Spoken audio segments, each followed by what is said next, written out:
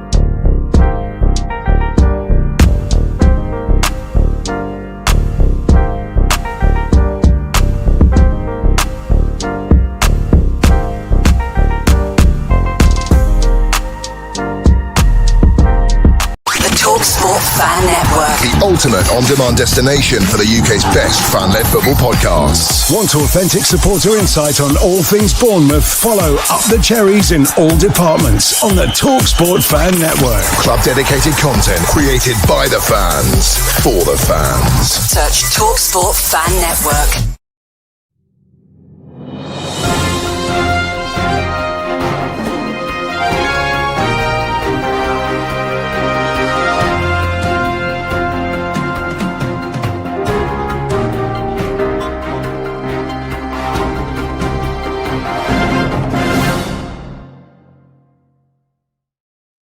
Yeah, can you get?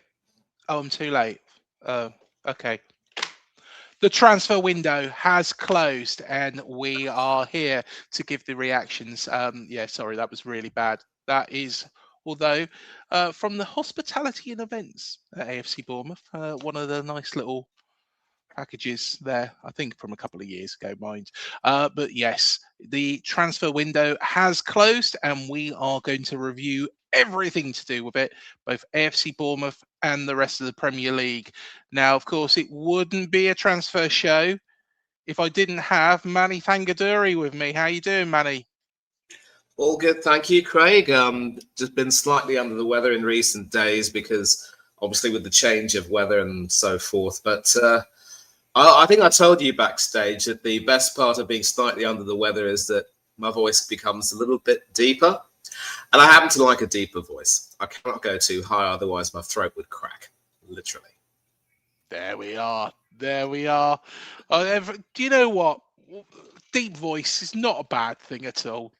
You know, bit Luther Vandross or, good singers, good musicians, So, yeah, always a pleasure to have you with us, Manny, deep voice or not.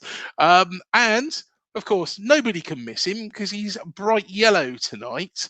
And everybody will know who he is. It's Mr. Matthew Harrison. How you doing, Matt? Yeah, all good, Craig. Hello, Manny. Good to see you both. Looking forward to talking through our extremely exciting deadline day. But yeah, wearing yellow because obviously Mr. Jim White used to wear his yellow tie, so I thought I'd put on a bright yellow top. So there we go. There we are. There we are. And I've got the goggles back on because, well, no, it's only because the doctors told me I can't wear contacts at the moment. So, yes, there we are. That's me normally. That's me looking a little bit more studious for transfer deadline day. There we are. Yeah, studious is the word. Let's have a look at the comments. We've got a couple that have come through. Chris Hubble has said, evening all. Evening, Chris. Hope you are doing well. John Bond has said, Barry White. He's a musician and a half. There we go, Manny. Happy with that one? Yeah, I mean, I can't argue with that. Certainly had his day in the back in the day, and also had a bit of a career resurgence, as it were, not too long before he passed away. And certainly one to be considered. Thank you, Johnny. Yeah, or your name is Bond. John Bond. John Bond. Yes. Consider me to be a little bit shaken, but not stirred. He's full of it. Love it, Manny. Love it. Chris Hubble has said, it's been a window for the Cherries. Has it been a positive one, negative one? Let us know, Chris. John Bond, of course, has got 2 clubs. He does like Bournemouth, but he said small club will sell your best players to the big boys. Well, yes, John. Yes, we know you're a Liverpool fan at heart, but yes, you didn't take anybody off us this time round, did you? There we are. And Paul from Australia, how are you doing, Paul? I hope you are doing well, mate. I hope you're doing well. So, there we go. There we are. Well, I'll tell you what, let's get into it. And of course, the window has slammed shut. Let's discuss this window. And here we are. Transfer deadline day 2026. There we are. John loves us as well. He's giving us some kisses in the end. Great show. Thanks, John. So, the transfer window opened on the 1st of January and it's closed on the 2nd of February around Europe. The Premier League window shut at 7 p.m. Scotland's window closed a little bit later at 11 p.m. France, Germany, Italy, and Spain also close at 7 p.m. And Portugal's window shuts on the 3rd of February. The Saudi window also has closed today. So you can't go to Saudi Arabia if you wanted to. So there we are. There we are. It's a bit hot though there as well. Cristiano Ronaldo wants away from there. I'm sure we'll discuss that. And of course, he's not the only one, mind you. Yes, I think we'll come to it in a second because it's quite an interesting topic, actually, from what I was reading earlier on as well. But I'm going to hold that thought for a moment. So let's discuss the deal sheet. Matt, do you want to run through the deal sheet for us? Well, yeah, can do. So the deal sheet, that can be key if clubs haven't finished negotiations by the deadline time. So the deal sheet can be used from 5 p.m, but it can't be submitted after 7 p.m. So the deal sheet has to be in before the window closes, but this then allows clubs to continue negotiations between 7 p.m. and 9 p.m, because then all paperwork must be completed and sent to the Premier League or the EFL by the 9 p.m. deadline. Excellent. I didn't know this. But I am guessing this is something that Mark McAdam or Carvis Solkiel has come out with today and explained the going-ons with regards to. This happens every window. There's always a period of time. That's why sometimes when the window shuts at 11 p.m. at night, you wake up in the morning, they're still announcing deals, because I think they get 3 hours after the window to finish off all the the paperwork and the negotiations. But it's if you make a late approach for somebody like Crystal Palace have this evening, which we're discussing a bit, Yes. This is very handy. 100%. And also, it gets rid of the 11 o'clock deadline, because I believe the 11 o'clock deadline was just that. And, clubs were working late into the night. I'm quite pleased they don't do that anymore. Do you agree, guys? Yeah, I mean, I used to like the 11 p.m. personally, because it used to give me an excuse to watch Sky Sports News and stuff all night. But I don't know what Manny thinks. Yeah, personally, gentlemen, I'm also in favour of removing the 11 p.m. deadline, because it's like, how we often say that the closer to the deadline that you work, the more likely that your work isn't going to be up to scratch. When it comes to transfers, there's always going to be a great deal of red tape and some other issues, which is why, obviously talking about certain deals, which, some people say have already been done, but currently are still slightly in the pipeline, at least. This just underlines the fact that you need to make sure you know what you want. and that you've got to get it done immediately. And the sooner, the closer to the window that you decide to, take your fingers out of your mouth and get your work done, the more likely that you won't get what you want done. And it's a lesson that we've all learned, especially if we've went to university. It's all about time management, you see. Excellent. I'll tell you what, that's a great tip. That really is a great tip. Anybody who goes to university will know. Anybody who hasn't been to university might not know about deadlines, but I still always used to leave it till the last minute, to be honest, Manny. But we'll keep that one hush hush. Moving swiftly on. Too much of the booze. To be fair, mate, I'm also guilty of having left it late, but that's because I knew that I was never going to be sanctioned. But sometimes, you have to just bite the bullet and get things done as early as possible. We're human, mate. We make mistakes. Exactly, mate. Exactly. If we could go back in time, I'm sure it would be a lot easier. But I tell you what, let's go on to the next part. So February the 5th is a key date for the Premier League clubs signing free players that are unattached. To play for a Premier League club, the player must be registered by the 5th, as this is the deadline for clubs to register their new squads for the final part of the 25-26 season. The only exception to this rule is if the club doesn't use all 25 spaces, but must register the free player by the Thursday, the 4th of in March. There we are. The 4th Thursday in March. Sorry. So let me rephrase that again. Apologies. But must register the free player by the 4th Thursday in March. Have I got that right, Matt? That's right, yes. Yeah, not the 4th of March, the No, 4th the Thursday in March. There we are. There you go. Bad me. Made mistake there. But there we are. That is all about the transfer deadline. Just wanted to come back to one thing that we just mentioned there. And to be honest, it's a conversation, of course, that's been ongoing. It involves probably one of the most coveted players globally over the past 20, probably the most coveted player globally over the last 20 years. Of course, Cristiano Ronaldo is gone on strike from Al Nassr. It's a Saudi Arabian side. I'm going to ask you guys now, has that Saudi bubble burst, do you think? I'll let Manny go first on this one. Yep, and I just remembered that I was muted, so I'm very glad that I didn't. But when I tried to interject, that it wasn't heard. I would definitely say so, because it was only it only made sense that obviously trying to capitalize on the on that huge win that Saudi Arabia had over Argentina in the World Cup, which really raised their profile immensely.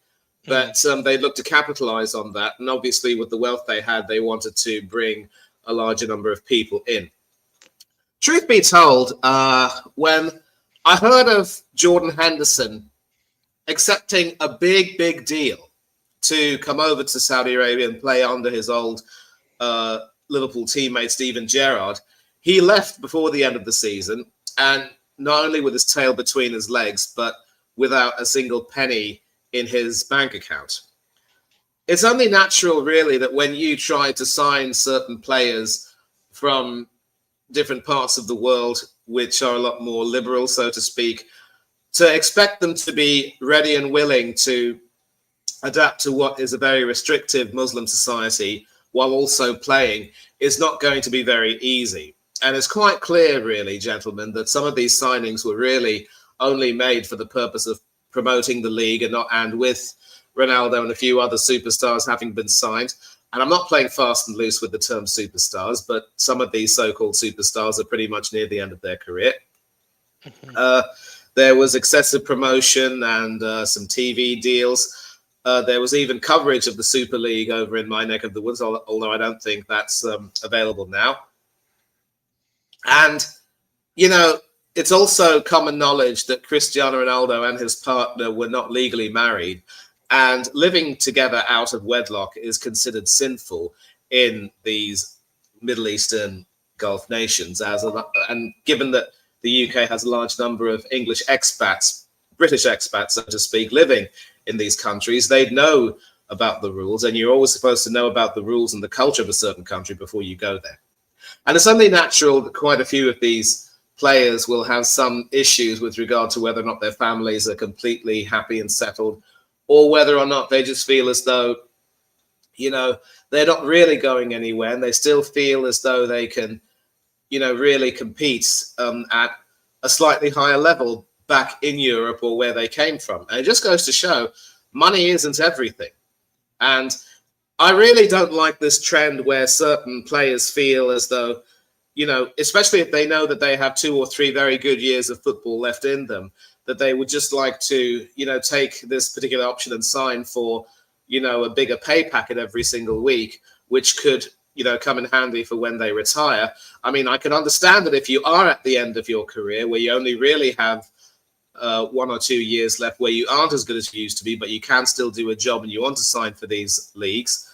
But some of these players are now starting to see the light.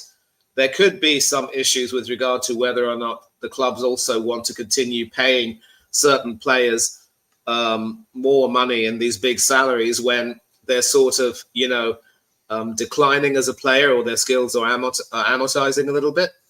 And, you know, just as I said, money isn't really everything. And I'm reminded as well of when Gary Lineker moved to Japan to play in the J League for Nagoya Grampus 8 after his international retirement. There were several people, mind you, back then who were saying he's making a dreadful mistake because he still had some decent years of British football in him. He could have left Spurs and moved to another club. And there was talk about him possibly leaving Japan and coming back to play for Southampton, I think, back in the day. And had he stayed at least for another 2 years, who's to say that he wouldn't have played a big role in our World Cup qualification campaign, which, you know, completely flopped under Graham Taylor. Did we not like that? Pun intended.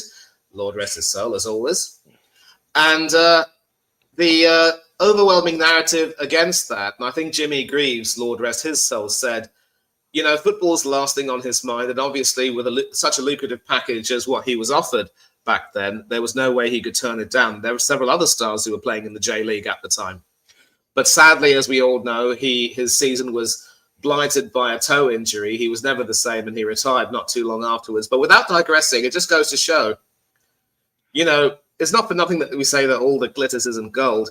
I think many of these players are starting to discover that it isn't really, you know, all about the money. And sometimes if you aren't able to really get that internal satisfaction from playing at a higher level and continuing to challenge yourself, you know, it can be, I wouldn't say soul destroying, but not exactly fulfilling. And especially with Ronaldo, who hasn't really won anything of note with his Saudi club Al Nassr since joining, you know, it's become, I just don't even know if he's really happy at the end of it all, but that's a story for another day.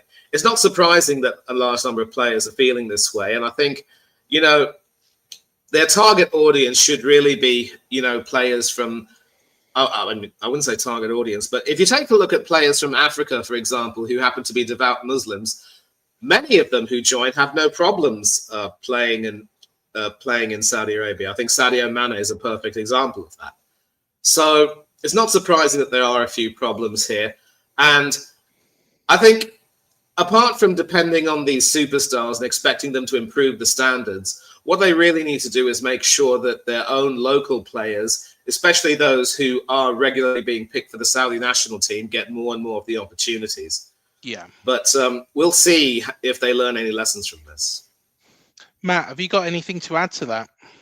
Well, to be honest, I think Manny's pretty much said it all, really. To be fair, I've not seen much about the Ronaldo situation personally myself, so I'm not too sure exactly what's going on there. But yeah, in terms of that, I think Manny's pretty much summed it up pretty well on that one. Yeah, I gotta agree. To be honest, with regards to the Saudi League, I don't, you know, the customs of Saudi Arabia of course, when a player goes over there, they should know, she should be told, they should be aware of the customs of that country, which is, and nobody's going to be surprised by this, very, very different to the West. Of course, it has kind of got a little bit more relaxed in recent years, but it's still not relaxed to that sort of level, which Ronaldo and other people would be accustomed to. But I don't put it all down to that. It's a little bit like, and I don't know if everybody's seen the David Beckham documentary when he went over to the MLS. The quality of the MLS was quite low, and prior to this boom, the quality of the Saudi league was very, very low. And some superstars going over there is never, ever, ever going to really change it. And to be at the top of your game, you need to be playing against the best players in the world to keep challenging yourselves. And yeah, he's kind of shot himself really in the foot, Cristiano Ronaldo, because he's agreed this massive deal. Of course, he wants to get ready for the World Cup. But nobody is going to cover those wages that he is on in Saudi Arabia. And I think he's pretty much stuck there until some deal or some agreement can be done with the Saudi club. It's just the quality of the league it was never, ever, ever going to happen overnight. But I tell you what, let's move off that subject and let's move on to AFC Bournemouth's transfer deadline day and how it went. So let me bring this up now. Matt, I think you're still watching Sky Sports, aren't you, just for any breaking deals? Yeah, it looks like that James Wilson has signed for Spurs on loan from Hearts. He was at lunchtime. I saw that he was linked to Arsenal, going to Arsenal on loan. So James Wilson's a striker, but he's signed on loan from Hearts and he's joining Spurs. So there's a few bits coming through now on here. Forest have completed a deal as well for Luca Netz, is it? Yes. He's signed. He's now signed. So that deal's now looks like across the line. But I'm sure there's going to be a few more. There we are. Well, you're going to keep us up to date once they come in. I will try my best. There we are. But yeah, James Wilson signed for Spurs.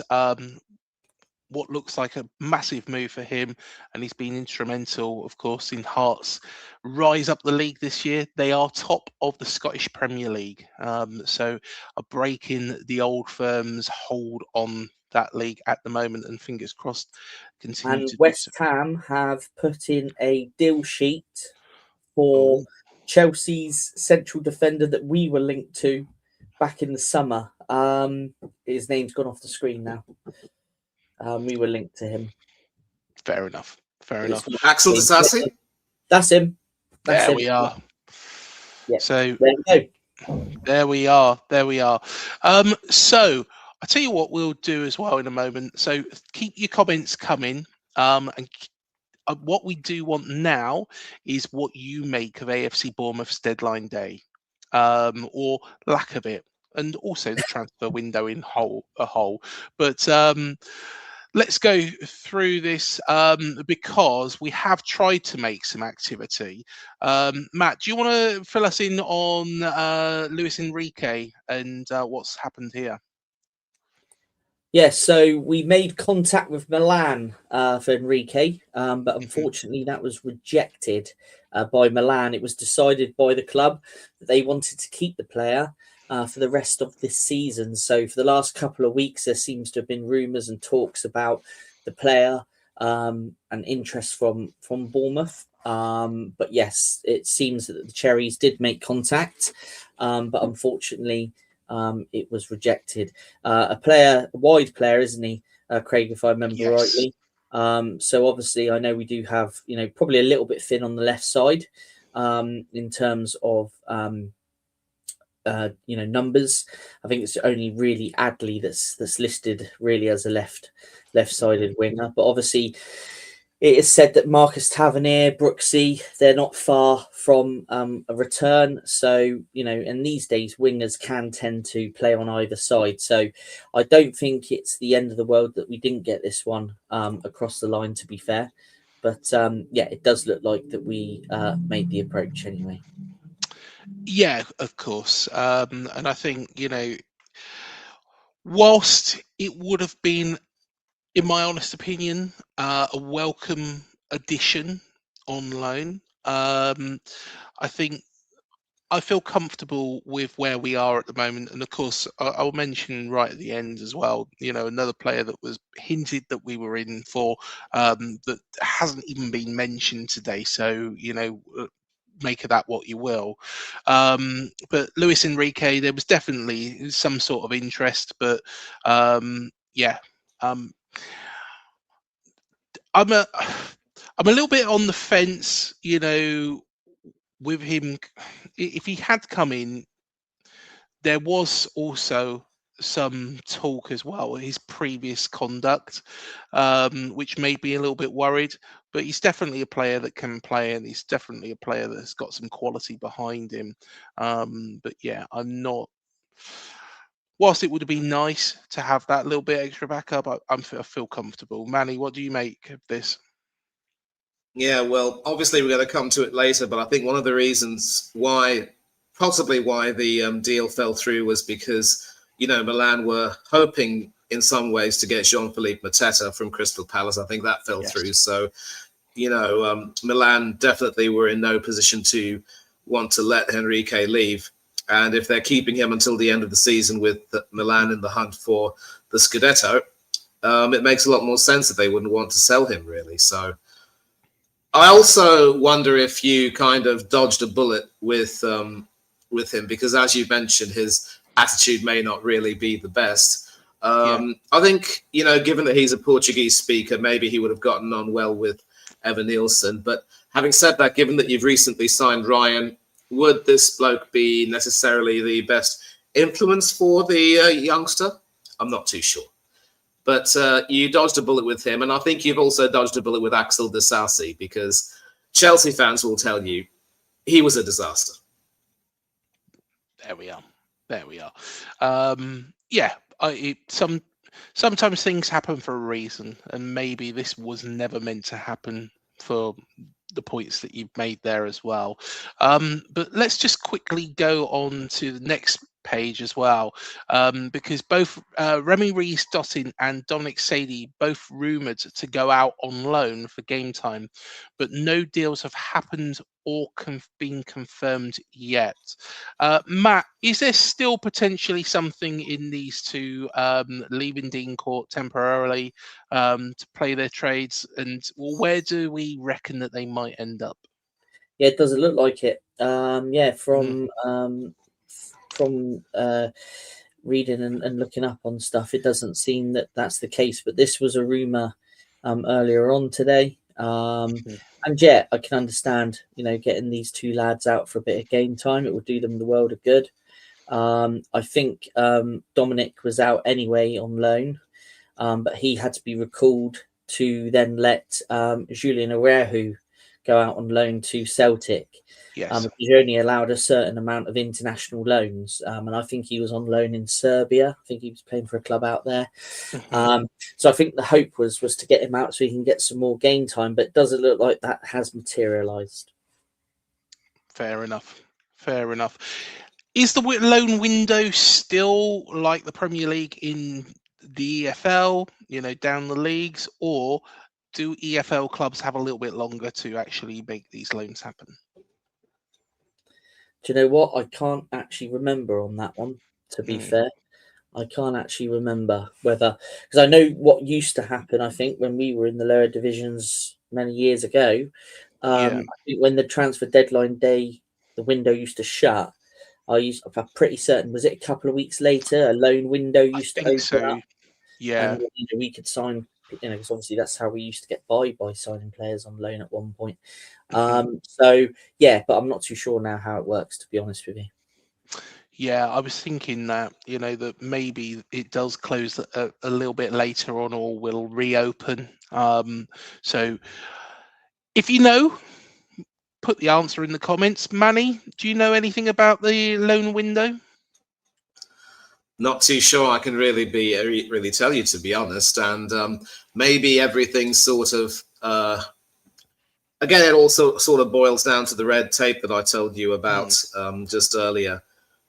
Maybe some clubs are just not really eager to, exercise certain options, but there have been plenty of really good loan businesses that have been done in, I think just close to the end of the window. Maybe something could happen in that regard, and maybe there might be some loopholes as well, almost similar to the ones that Matt spoke of. So there's still some time, I suppose. There still might be some time. We'll have to see what happens here. Well, with regards to Dominic Sadie, just want to confirm he was on loan, as you say, to a Serbian team called Novi Pazar. So he played 8 games for them and scored 2 goals. Wow. But, hey, if anybody from Harrogate Town or Newport County or somebody like that is listening, maybe, and this is what I mean, his move to Carlisle, I know they were relegated from the Football League, but it was a challenge, it was a battle for him, and I think he will be a better player for that. So if that happened again and he went to one of those 2 teams struggling or another team in League 2 to actually toughen up, learn the game a little bit more at the lower levels, I think it's only going to do him better. So, and what are these people actually? You wouldn't want, Dominic Sadie to go on loan to Coventry and not play at all. You want to get him to go somewhere where he's going to have a real battle on his hands and play lots of minutes to stay up. So yeah, I always find that quite interesting. So I don't know if you two agree with me on that as well, but there we are. Oh, definitely. Never underestimate the impact that a loan deal for a youngster going to a club which might need to win games to avoid relegation will do for you. One of the best examples, he's won the World Cup. He's certainly certified his status as a legend with Argentina and done good things with Aston Villa. They could still win some trophies this season. But Emiliano Martinez still looks back at his time with Reading, where he helped them avoid relegation, as one of the best times of his career. Yes, he did. And he also went to Rotherham United, I think, as well, didn't he? I believe he did. Yeah, there we are. Might have to double check that. He might have gone to Rotherham, but we'll find out in a moment. I will quickly confirm that for you, Mr. Beasley. Sheffield Wednesday, Oxford United, and Rotherham United, along with Getafe and Reading. So, yep, you're right. Yeah, I missed out Sheffield Wednesday and Oxford, and you got Reading. But so yeah, I'm quite pleased. How many games did he play for Rotherham? Let me just take a look at his career stats. So, yep, he was on loan for them in the Championship and played 8 games. 11 games in the Championship for Sheffield Wednesday, only 1 game in League 2 for Oxford United, 13 for Wolves when they were in the Championship, 5 games in the Getafe for La Liga, and also 2 in in the domestic cup. He also played 2 League Cup games for Wolves. And in the Championship with Reading, I think that was in the second half of the season because there were no cup games, but he played in 18 games and they avoided relegation. There we are. So, Dominic, put yourself up to another challenge and maybe save Harrogate Town or Newport County. There we are. There's a suggestion. Now, this is an interesting one, though, because we were interested in signing left-back Fran Garcia from Real Madrid, but Madrid decided not to proceed with talks. Now, I've got a little bit about this, and this is from Alexander Smith, of course, of the Bournemouth Daily Echo. And this is what the article says. The Cherries were keen on bringing Fran Garcia in on loan for the remainder of the season, but Real Madrid decided not to go through with the deal, according to reports. The Athletic reports that in the run-up to Sunday's game against Andoni Iraola's former club, Rayo Vallecano, Garcia came close to leaving the club, but he did not and was an unused substitute. The left back believed he would be coming to Dorset, and he believed it would be a good opportunity for the minutes he was lacking at Madrid. He then requested to train alone after the move was blocked by the club, as he didn't feel ready to return to training.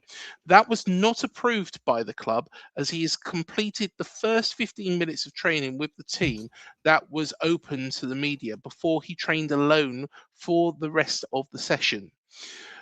Garcia told people at the training ground that it was likely he would leave for Bournemouth to reunite with his former boss, but any chance of the move collapsed on Friday when Madrid opted not to approve the move.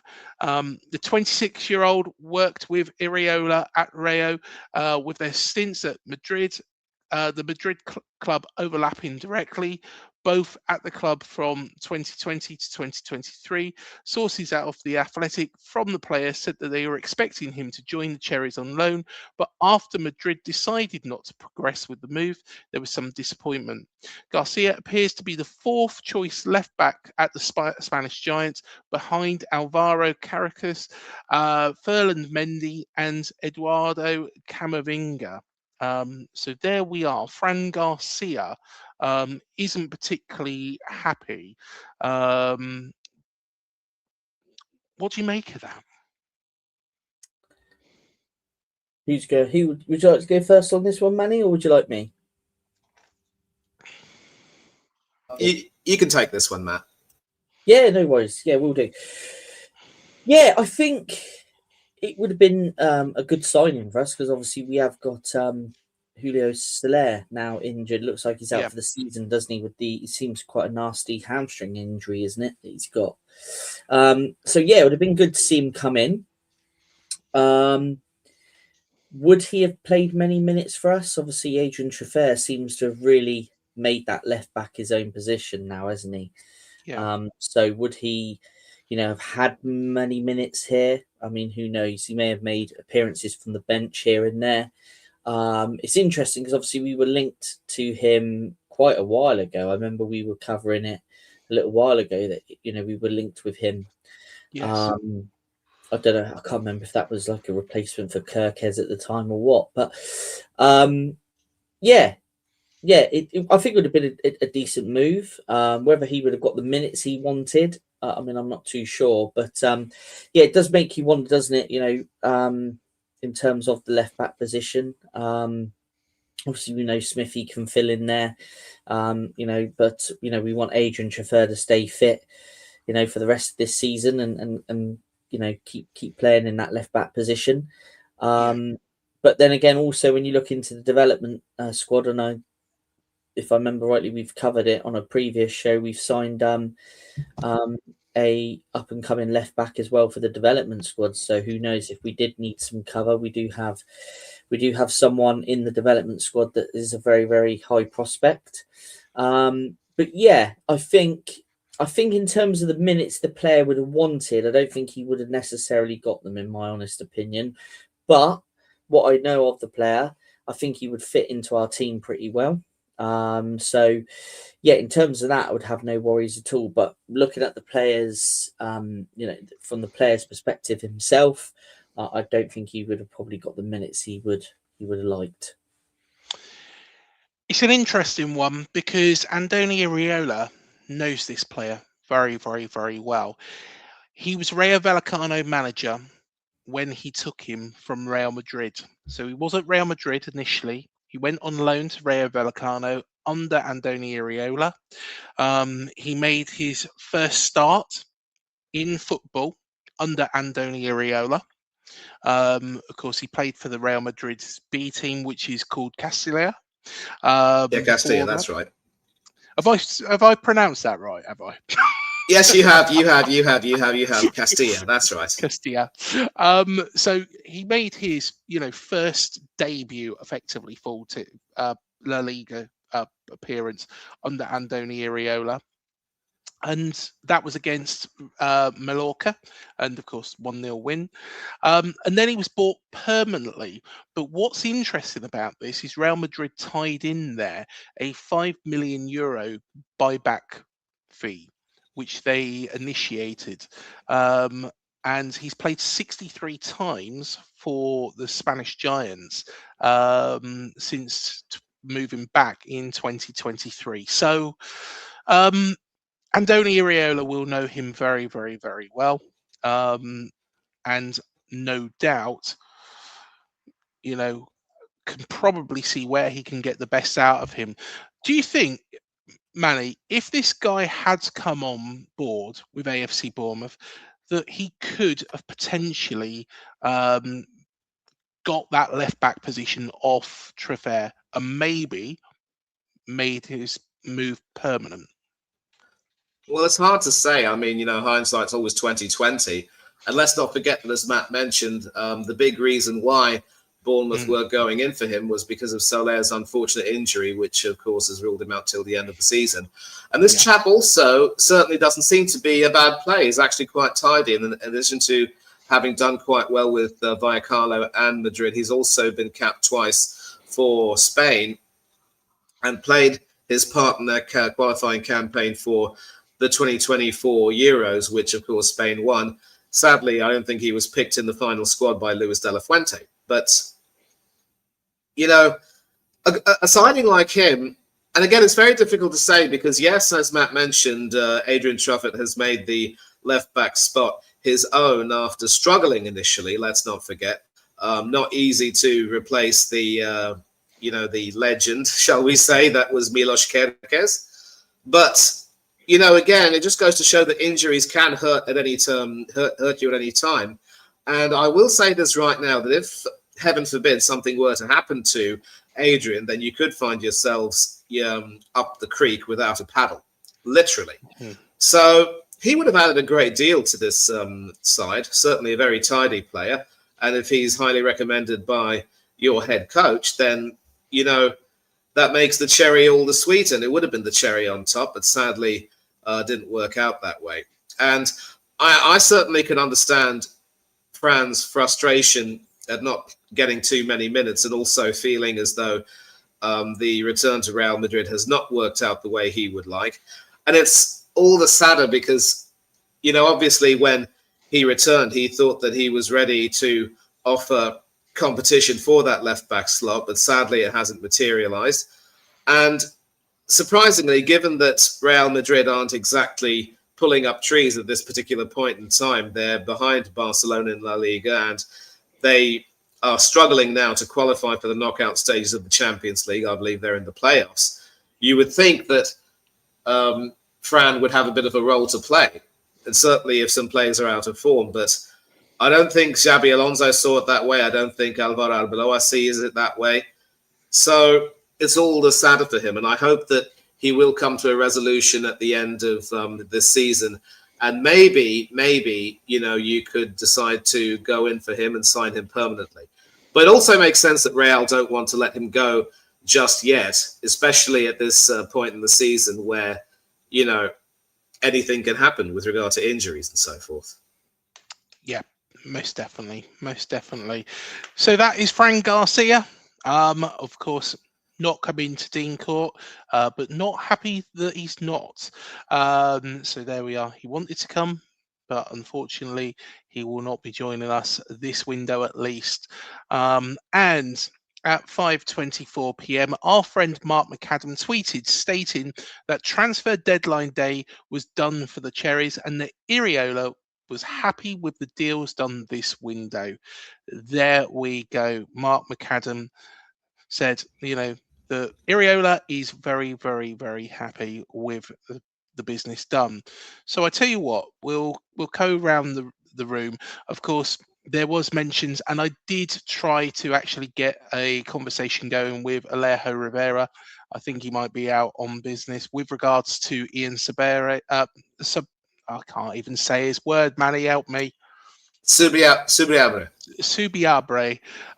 See, this is Manny. You're an expert with this. So whether or not there was any legs in that, or if it was, as Cole, take it away. Bullshit. It's still to be seen. But let's go round the room. Matt, are you happy with our business? And, did you expect a little bit more from us on deadline day? Well, we'll discuss the actual transfer window itself shortly after we've rounded up the rest of deadline day, or a few highlights from deadline day. But in terms of the deadline day itself, I always like an exciting transfer deadline day, and it wasn't. But then again, if the manager's fairly happy with the squad he's got, with the investment that we've made in this window, he's said that obviously we've got players coming back, then I didn't really expect today to be busy for us, to be completely honest. Did I expect maybe a little surprise at the end, maybe towards the end of the window? I think we were all hoping. I think a lot of people today, I think on our Facebook page we asked what people expected of today, and some people were saying 1 or 2 in, or I don't think anybody really anticipated many signings coming through the door. I think it's good that we've got our business done throughout the window rather than last minute, like Manny touched on earlier. It's never good to leave things like this right to the last minute, because obviously it's all right saying you've got a deal sheet, but that only gives you another couple of hours. Sometimes these negotiations, as we saw with Ryan, do take some time. So I didn't expect it to be, I kind of expected it exactly how it's been, to be honest, but I would like to have had a bit more of an exciting one. And I think with regards to Simon Francis and Thiago Pinto, they wanted to get everything done nice and early. It's all well and good, this transfer deadline day. I'm kind of the opposite to you, Matt. I don't like this last minute rush. It can unsettle certain players, and it can bring doubts and question marks over people that are already playing for the club. I like us getting the right players in and doing the right business as early as possible. And I think Simon Francis and Thiago Pinto are all about that. It's great from the neutral. It's all, to be honest, we've been enjoying some of the deadline day deals that happened or didn't happen in one case. We'll come to that in a moment. But I'm quite happy it being nice and relaxed on our front. Manny, have you got anything to add to that? Nothing really, Craig. I think you've summed it up quite perfectly. You share my thoughts, of course, with regard to the wisdom of, doing things so close to the end of the window, and also how unsettling it can be for certain players. And there's nothing really more to add. You pretty much nailed everything perfectly. So I think that's sort of the way it is. And of course, Arsenal hardly ever do any business in January. I don't think we've really signed too many players in the January window under Arteta as manager. But we have, of course, received some news that Mikel Merino will be out for the rest of the season as he manages a foot injury. I believe he's going for surgery. There was some possible talk about us trying to get Sandro Tonali to join us from Newcastle, but there is no way that Eddie Howe would sanction that. Not when you've got a tricky Champions League knockout tie against Karabag to negotiate. So, yes. Obviously, I want to say right now that I'm very grateful to a certain Dominic Solanke. Thank you, boys, for, rejuvenating his career and bringing him up a level. He scored 2 goals for Spurs against City, and it's helped Arsenal. But knowing us, we will have some injuries. We will have some complacent performances. The only question is, will the likes of City, Villa, Manchester United and others capitalise? Remains to be seen. A lot of people are very quick to write off this league as ours already. I say to you, as the voice of experience, do not count your chickens. There we are. There we are. And just a quick one. If Pep Guardiola is watching, which he probably isn't, we did the double over Spurs. There we are. See, Semenyo should have stayed here. I tell you what, Yeah. let's go. Let's go through the Beautiful. comments. Beating Spurs is clearly not for everyone. Exactly. I'm going to go through the comments from where we left off. John Bond has said, made Matt smile. That's about these kisses that he left on his message. No, we love you too, John. Of course, Jerry K has said, evening. Good evening, Jerry. And he's put some applauding emojis. Thank you for being with us. Sean, I hope you're doing well, Sean. He said, no new signings today, then it's bad, okay, depending when injuries are coming back. Yes, that's the big part is, hopefully we can get some of these players back. Marcus Tavernier, especially. Julio Soler looks like he's going to have be out for a while. Of course, we know about Tyler Adams, Justin Kluivert. I probably missed some players here. David Brooks, believe it or not, I saw David Brooks actually earlier on out and about, and he looks like he's moving all right, but hey, it might be something just that he needs to get up to speed. So yeah, fingers crossed David Brooks will be back fairly soon, but he's not on crutches or anything. Shauna said, can we still get loans? Just double checking, as I don't think we can. No, we can't get loans. However, I think the EFL have a loan window where they can loan players from the Premier League. And that's why Reece Dottin and Dominic Sadie, I think might be going out on loan to a team, and like I say, I'd rather they go out on loan to a team that are struggling rather than the team that are at the top of their league. We want them to get minutes, we want them to get games, and we want them to be challenged effectively. Mark Collins, good evening, Mark. Hope you are doing well, my friend. And Sean has put in here, if they are a certain age, they don't count as part of the 25-man squad. Yeah. There we are. Chris Hubble has said, you're so right, Craig. I argue with you. I can't argue with you. Is that I can't argue with you? I can't argue with you. I'm pretty sure. Yeah, that's fine. Well, to be honest, you can argue with me if you want, Chris. But every opinion is justified. So feel free. If there's something that you don't agree with, just let me know. And yeah, you're more than welcome to debate it. Always open to that. Mark Collins has said, our team is better when numbers are down and we have a crisis. Yeah. That's a fair point, isn't it? That's when we beat Forest last season. I was really concerned, played Dango up front, and look what happened. Say no more. 4 players in, not bad for AFC Bournemouth. I've got to agree with that. We'll come to that in just a moment as well. Darren from Australia. Oh, crikey, what time is it in Australia? 4:30 a.m. It's 4:30 a.m. Oh yeah, sorry, I didn't read the. See, I've read your name, Darren. See, it's like the blinkered vision. Hey, I need to go to Specsavers. I need new glasses. What do you reckon? He's put, hi Craig, Matt and Manny, 4:30 a.m. and just got up here in Perth. Looking forward to watching over again. Great topic show, Daz, Cherry Down Under. Always a pleasure to have you with us. Chris has said, hi Darren. Darren has said, g'day Chris. That's a good Australian accent, isn't it? G'day Daz. And Darren has said, I think when injuries recover and return, we have a great squad with depth on the bench. I'm excited for a good second half of the season. Yeah, I agree with that. Once we get these injuries back, what squad? And I agree with you, Darren. AFCB are doing good this season. There we go. There we are. Matt, shall we go for a roundup of today's transfer deadline day? Yeah, let's have a look at some of the bits that have gone on. Yeah.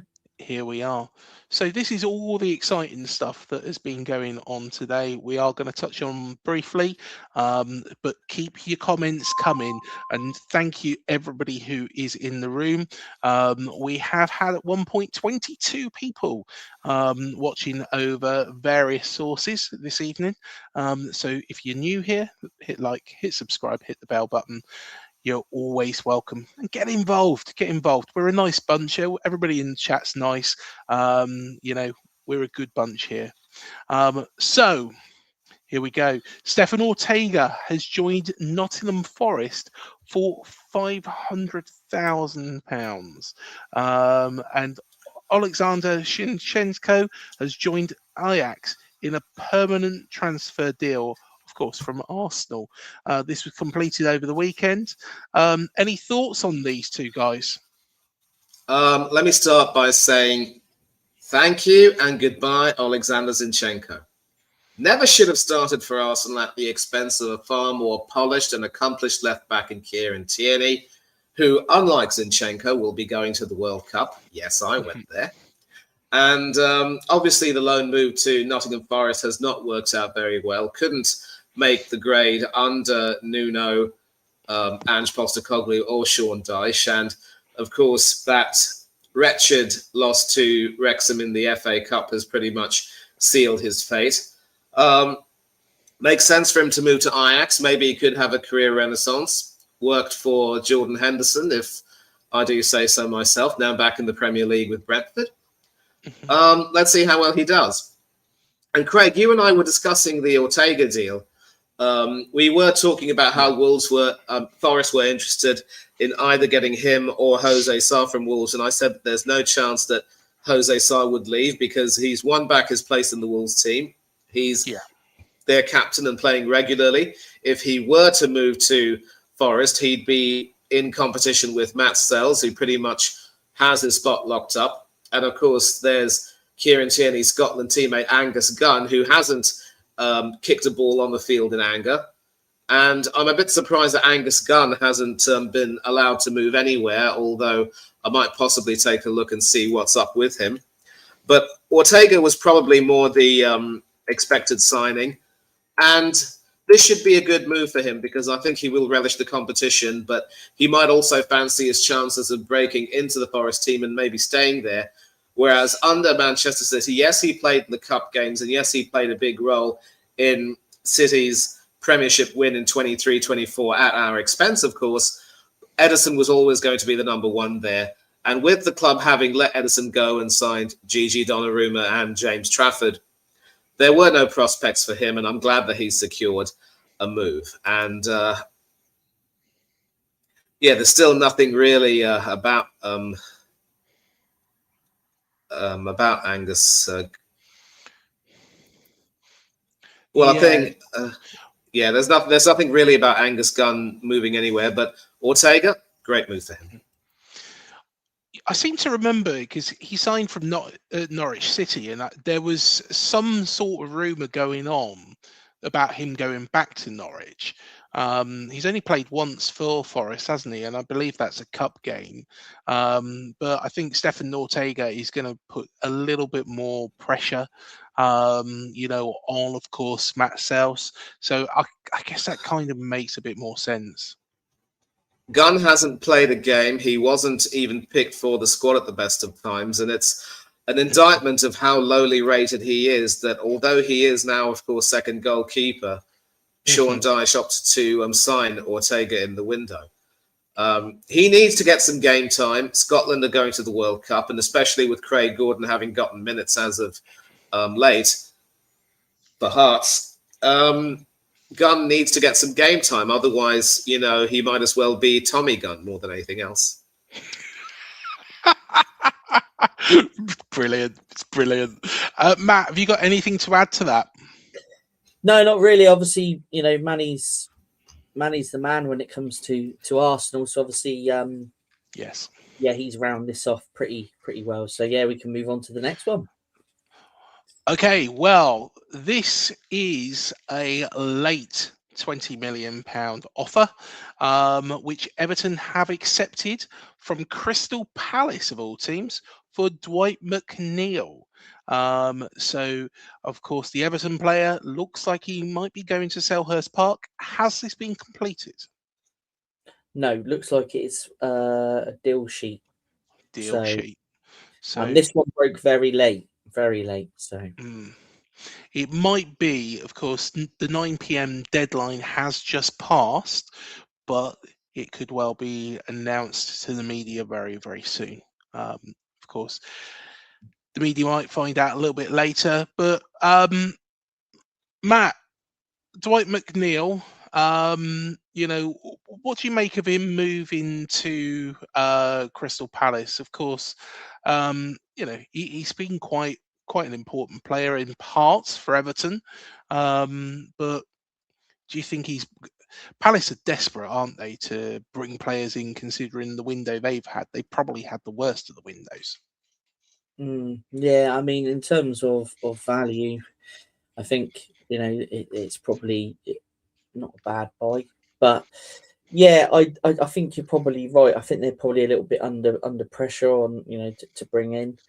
Obviously, they've got one striker who's not very happy, who's wanted to leave. They've managed to bring someone else in, and unfortunately for that striker, which we'll discuss in a minute, the deal that what he wanted hasn't materialised.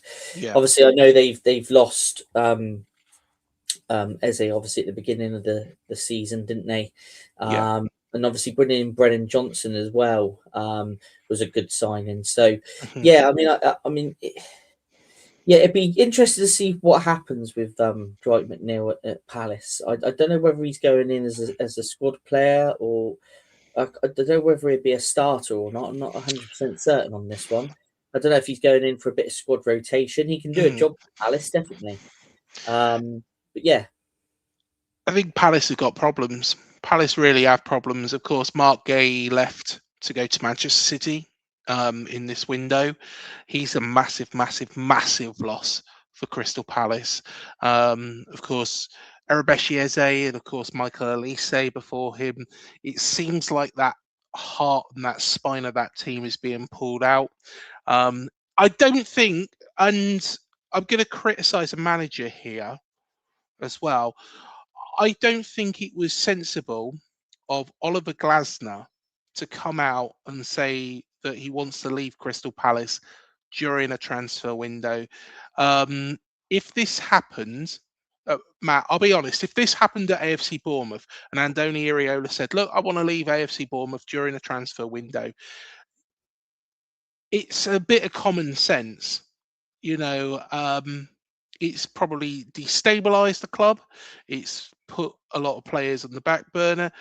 Who knows? They could have fought to keep Mark Gay. Mateta could have wanted to stay, which of course we'll come on to in a second.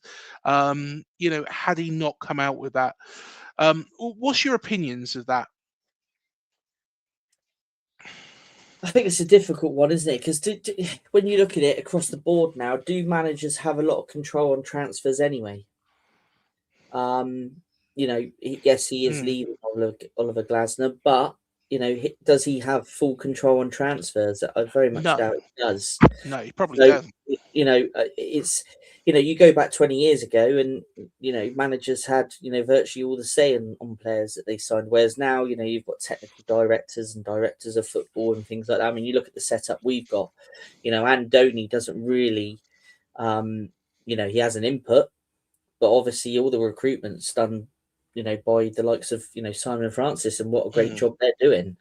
It must be a difficult one though. Yeah, when your manager does come out, it's like how much and say I'm off in the summer. How much are you prepared to invest? For that manager. It is a difficult one, but I don't know whether Glasner may have had much dealings with this. This might be from upstairs. This one possibly. Well, I'm just going to quickly jump forward as well, of course, because Mateta is to stay at Crystal Palace as AC Milan move has fallen through. Whilst Glasner, and I agree with you, is not going to have much to do with the incomings and outgoings and the signing of the players and all the negotiations like at AFC Bournemouth. Andoni Iraola probably sets out a plan. He probably indicates what sort of players that he would like. He might have some names that he puts over to Simon Francis and Thiago Pinto. And then it's up to them to get them. But likewise, when it comes to a player leaving the club, with regards to Semenyo, it probably was a discussion between Simon, Thiago, and of course Andoni. Look, we need this money, or you can reinvest this into the squad, and they come to a decision. So I agree with you on that front, but Manny, this guy, when it broke that he wanted to leave Crystal Palace, it kind of threw it back to the Oliver Glasner, I'm going to be leaving at the end of the season side of things. It should never have been done during a window, because even though he hasn't got that control, it will disrupt the players. What do you think? I completely agree, and both you and Matt have pretty much nailed it perfectly. I had a lot of sympathy for Glasner and Palace this season. It's really sad how they were dealt a dreadful hand going back to last season, when they were told that due to certain technicalities they would not get to play in the Europa League, and they'd have to take a drop down to play in the Conference League, and then obviously losing the likes of Ebrieze to us and a few other players. You can see right now that they're struggling to try to just to retain some sort of a foothold. They're not going to get relegated. In fact, I can tell you right now that in addition to Wolves, Burnley are looking as though they will end up being cut adrift. They're down 2-0 to Sunderland, with both goals coming in the first half, and we'll see in the second half if Burnley can show any kind of fight. I don't think they will. So once again, it's bye-bye to Scott the Bin Man Parker from the sounds of it. So I would probably go so far to say that what's happening with Mateta and Glasner is just sort of symptomatic of the malaise that's gone on around the club. And it's really sad how from the high of winning the FA Cup, things have just gone down. And I agree with you that there is always a time and a place to say things. To also say this in a January window when you're not too far away from the end of the season, it does destabilise the club. And that's why, I can't really have any sympathy for Oliver Glasner if the board decide that, maybe it's time to dispense with his services. I think Glasner will probably move back to the Bundesliga, and Mateta might, get his move next season. But until then, both of them are going to have to stay put. So maybe it's a sign that Mateta will just have to grin and bear it and start, putting in the shift, and we will see what happens. And they're going to need him at his best, because with the Crystal Palace connection, I do stand corrected on Angus Gunn.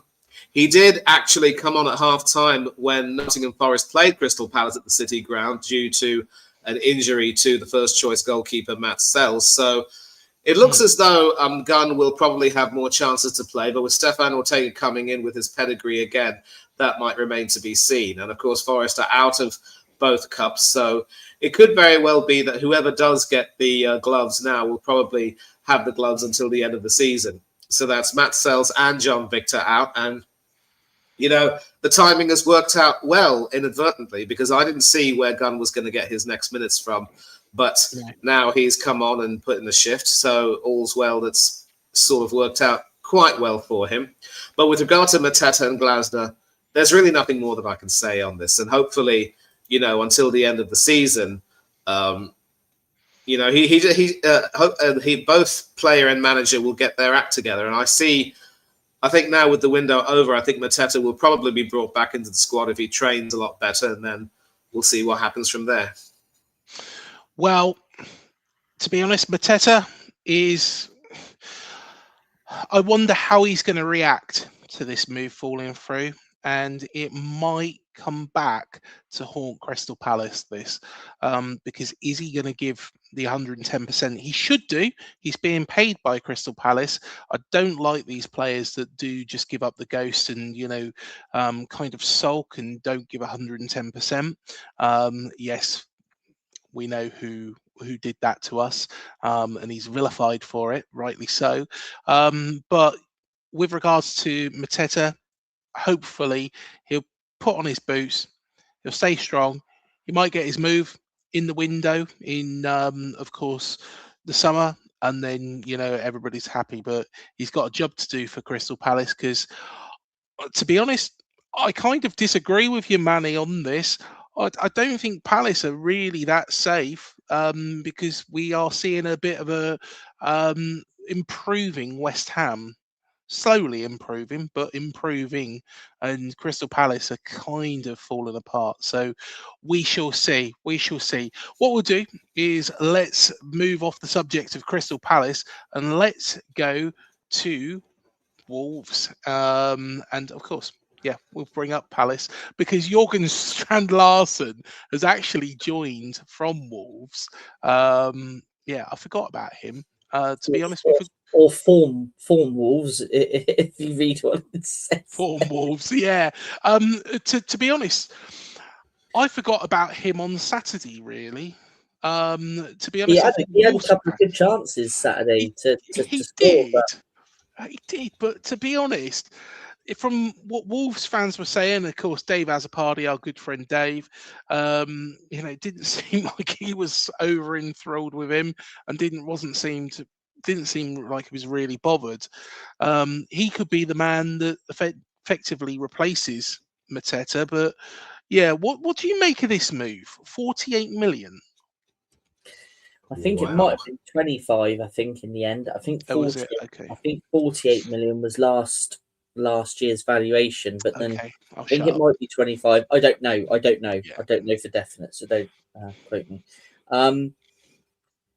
Yeah, I mean, I'm still surprised Palace went ahead with it, considering the Mateta deal, didn't materialise. But yeah, I mean, is this a case? I mean, it's a difficult one, isn't it? If the player wanted to leave, is the player going to be happy? They probably had to make this move because maybe this is going to be their, maybe he's coming in to go straight ahead of Mateta now.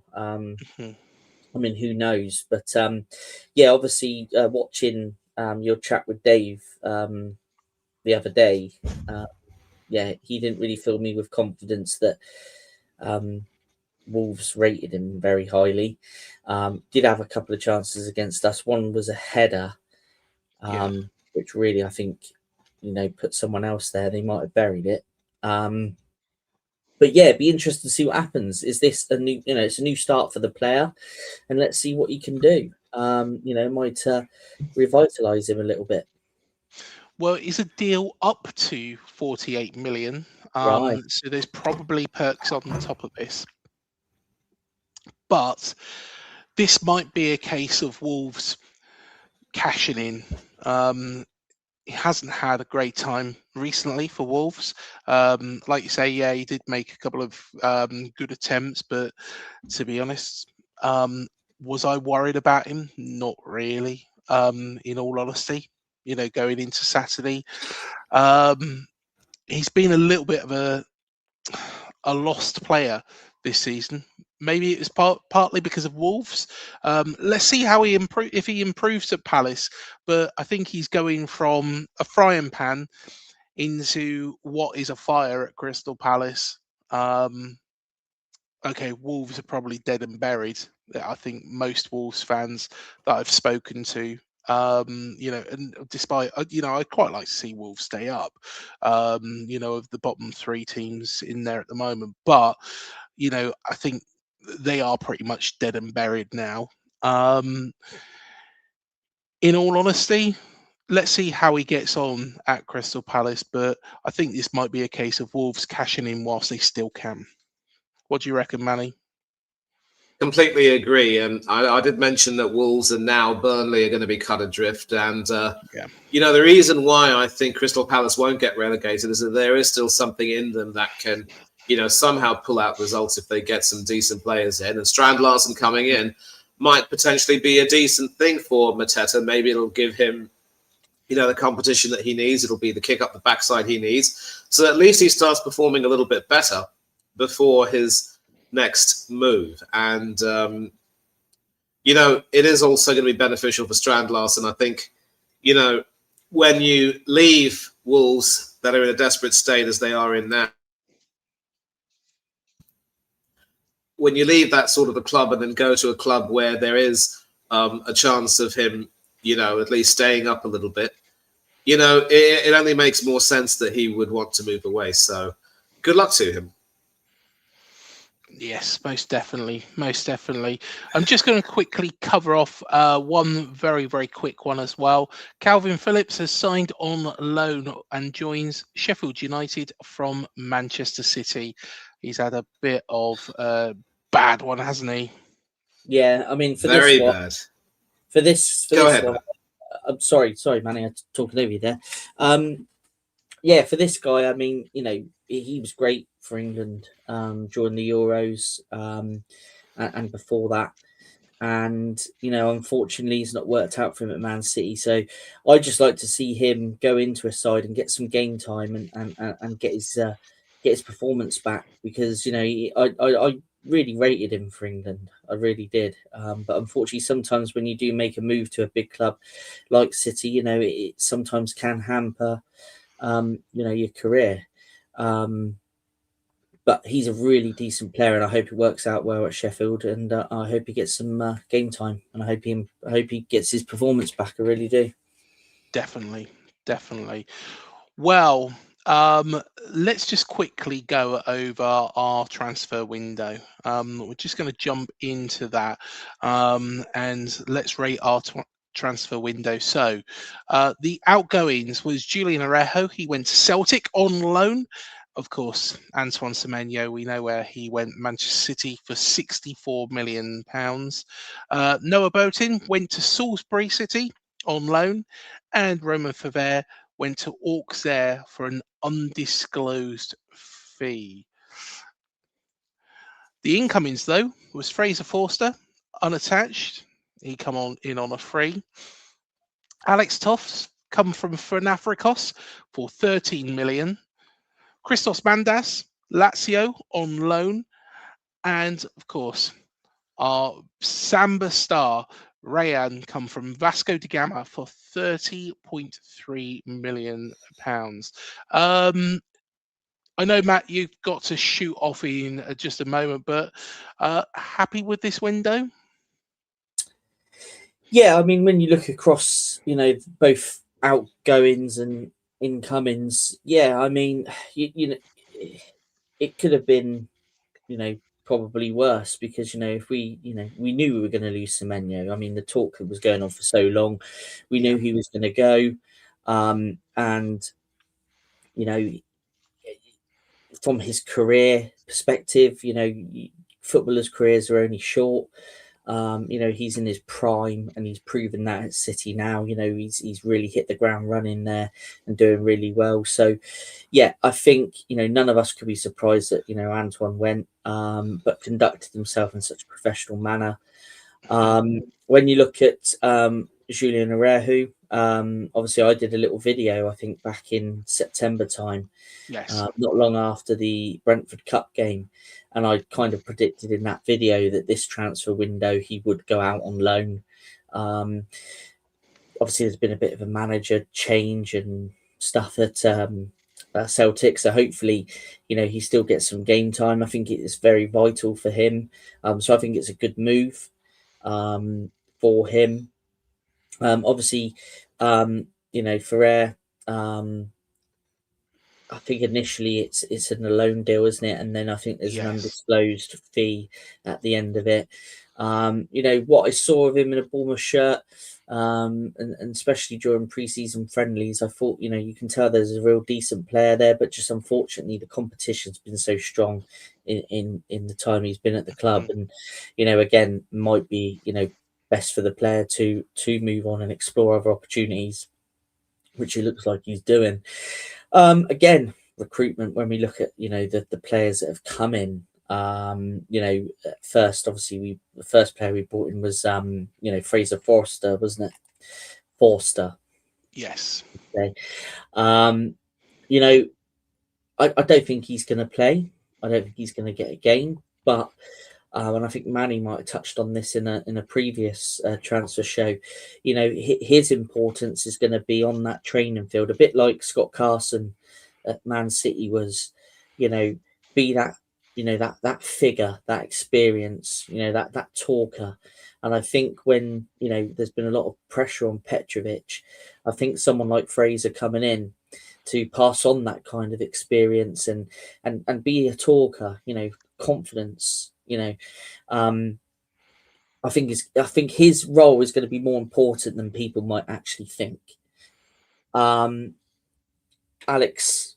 Toff. Well, is it Toff? Someone said it's pronounced differently. Have I pronounced it right? Manny is the expert with Manny, pronunciation. Yeah, I did mention, and I didn't want to, interject. You pronounce it taught, as in Alex taught right, Liverpool a football lesson. So, yeah. So go ahead, say what you want to say on him. Yeah, no, thank you. So Alex taught.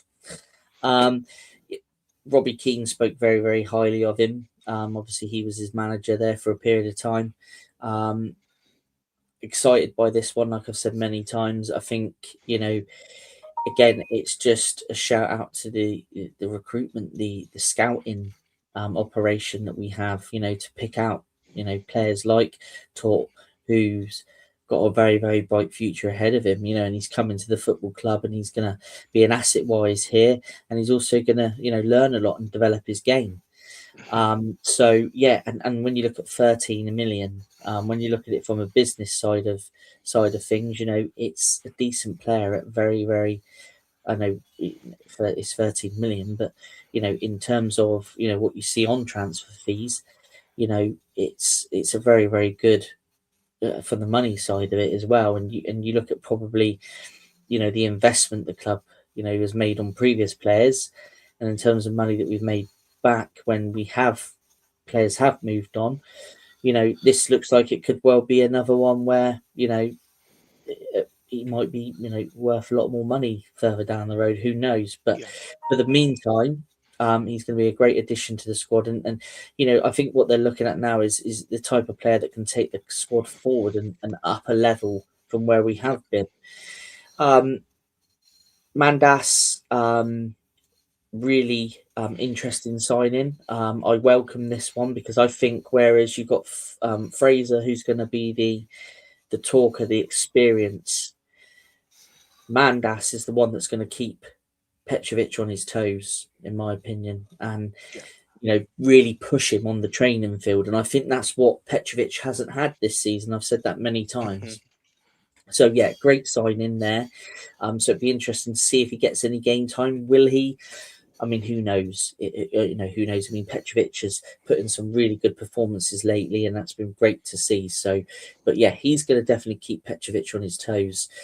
And then obviously Ryan. I mean, have I said that one right? Yes, you have. Yes, you have. Thank you, Manny.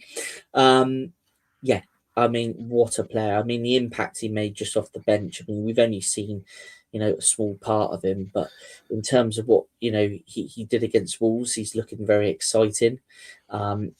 They say he's Semenyo's long-term, replacement. And yeah, another one that I think is just going to really shine and thrive under Andoni's coaching. And he's the type of player that Andoni will bring on to the next level. I really, really believe that. So when you sum up this window, massive disappointment. Yes. But at the same time, massive promise. And again, just what great work by, Pinto and Simon Francis, the whole recruitment team, all the scouts, again, I think it's really, really good. Long term, there's still going to be a lot of work. Obviously, we know the Marcus Senesi situation. I don't think we were ever going to sign the centre back in this window.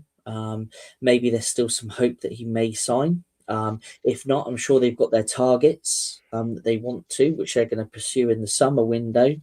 But for a winter window, for a January transfer window, I think the business has been very, very good. So, yeah, very confident. And I think this breathes some confidence into the side for the last run into the season. So yeah, all in all, I would say this has been a good window. A good window, great recruitment, and yeah, let's see how they do. Yeah, I've got to agree with you on that. It has been a really, really good window. Tor and of course Ryan. Ryan is, an exciting player. He is the replacement for Semenyo, without a shadow of a doubt. But he is younger. He's got loads of promise. I know that a lot of people are not keen on me or anybody discussing, his release clause here, but to be set at 100 million is, shows how valuable it is. It shows, yeah. I mean, that shows the belief in the player's development. Yeah. I mean, release clauses are, part of the game. It's how it works. But I've read 100 million. I've also read 86 million. There's a few different ones going about, but either way, whether it's 86 million or 100 million on 30.3 million, it's a big release clause, and it just sees that, the club can see this guy's future being really, really good.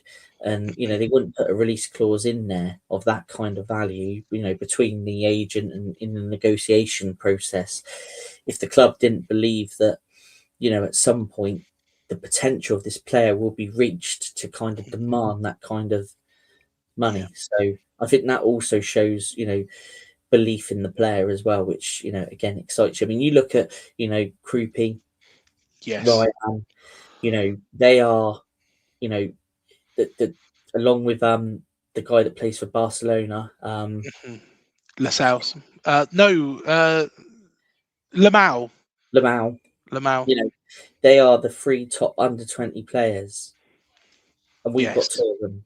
We've got 2 of them now. If that's not exciting, I don't know what is. And obviously, Krupi scoring at the weekend. Now he's actually ahead of both of them. Now he's got 1 more goal ahead of them now as well. So we've got 2 of those top under 20 players, at the moment. So if that's not exciting, I don't know what is. But yeah, great window. Yeah. Lamine Yamal is the player, of course, at Barcelona. So I do apologise if he's listening to Jamal Lascelles for nearly throw him into that, but I think he won't mind, seeing as he's 32. But he is playing for Newcastle, not Barcelona. He's actually one that's got a potential move, I believe. Is he? Yeah, I believe they let him talk to somebody earlier on today. So I'm not too sure if the deal's gone through or not. There we are. Got a funny feeling it might have been Leicester. Might have just walked straight into that. Yeah, there we are. Sunderland the error. Sunderland are now 3-0. There we are. 3-0 to Sunderland. Manny, what do you make of this window for AFC Bournemouth? 2 goalkeepers and 2 young talents. Not too bad. Not too shabby. Not too shabby at all. There is a part of me, of course, and this is my humour / whimsy getting the better of me, that wonders, are there any similarities between, a release clause and a prenuptial agreement? It'll sound, a very uncomfortable topic, and I do apologise for people who might be offended by that. Matt's pretty much nailed it pretty much about about how the club is in a great place now, having signed 2 outstanding young juniors. And of course, I did mention, as Matt said, Craig, that Forster will probably end up playing the Darren Randolph role when he was at Dean Court. Although you never know, it could very well be, and please excuse me.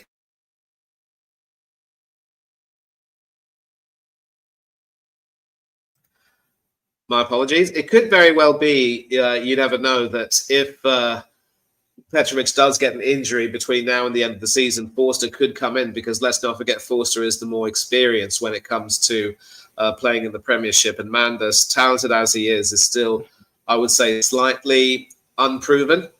But people often say, some coaches often say, that this is the reason why sometimes big clubs need to have 3 goalkeepers, even if the 3rd goalkeeper ends up suffering for a bit of time. But it just goes to show, as what happened with Matt Sells against Crystal Palace, that, opportunities can come for goalkeepers when you would least expect them. So definitely some sensible business there. And I would say, gentlemen, that now that you've got a great deal of dosh from the Semenyo deal, you'd be best advised to use it well at the beginning of next season, because who knows what more exciting buys you could possibly get. We'll have to see. And nothing much else to say. I'm surprised that we didn't hear much about Romain Favre, who's gone to Auxerre. I think you did speak about him, Craig, and say that maybe he just hasn't been able to, quite make the grade at Dean Court, and maybe a move back to his native France will be the best thing for him. But, we're going to see what happens with him, and maybe it could prove to be the best thing for him. Maybe he'll get his,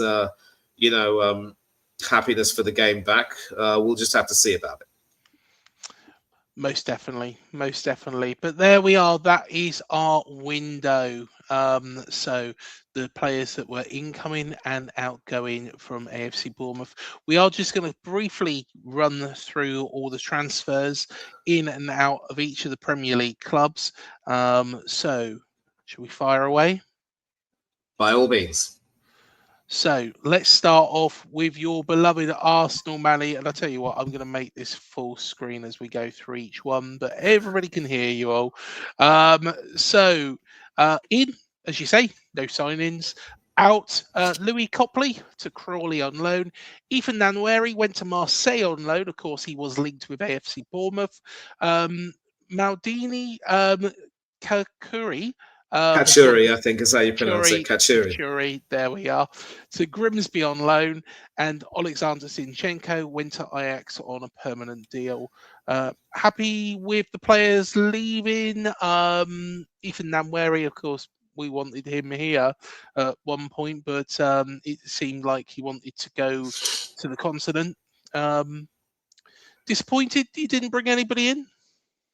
Not really, no, Craig, because actually, to be honest with you, we should consider bringing a few players in if there is an emergency situation. But it is conversely an example of how supposedly well we do our business, that we get everything done at the beginning of the season, probably because we like to show faith in the players that have come in.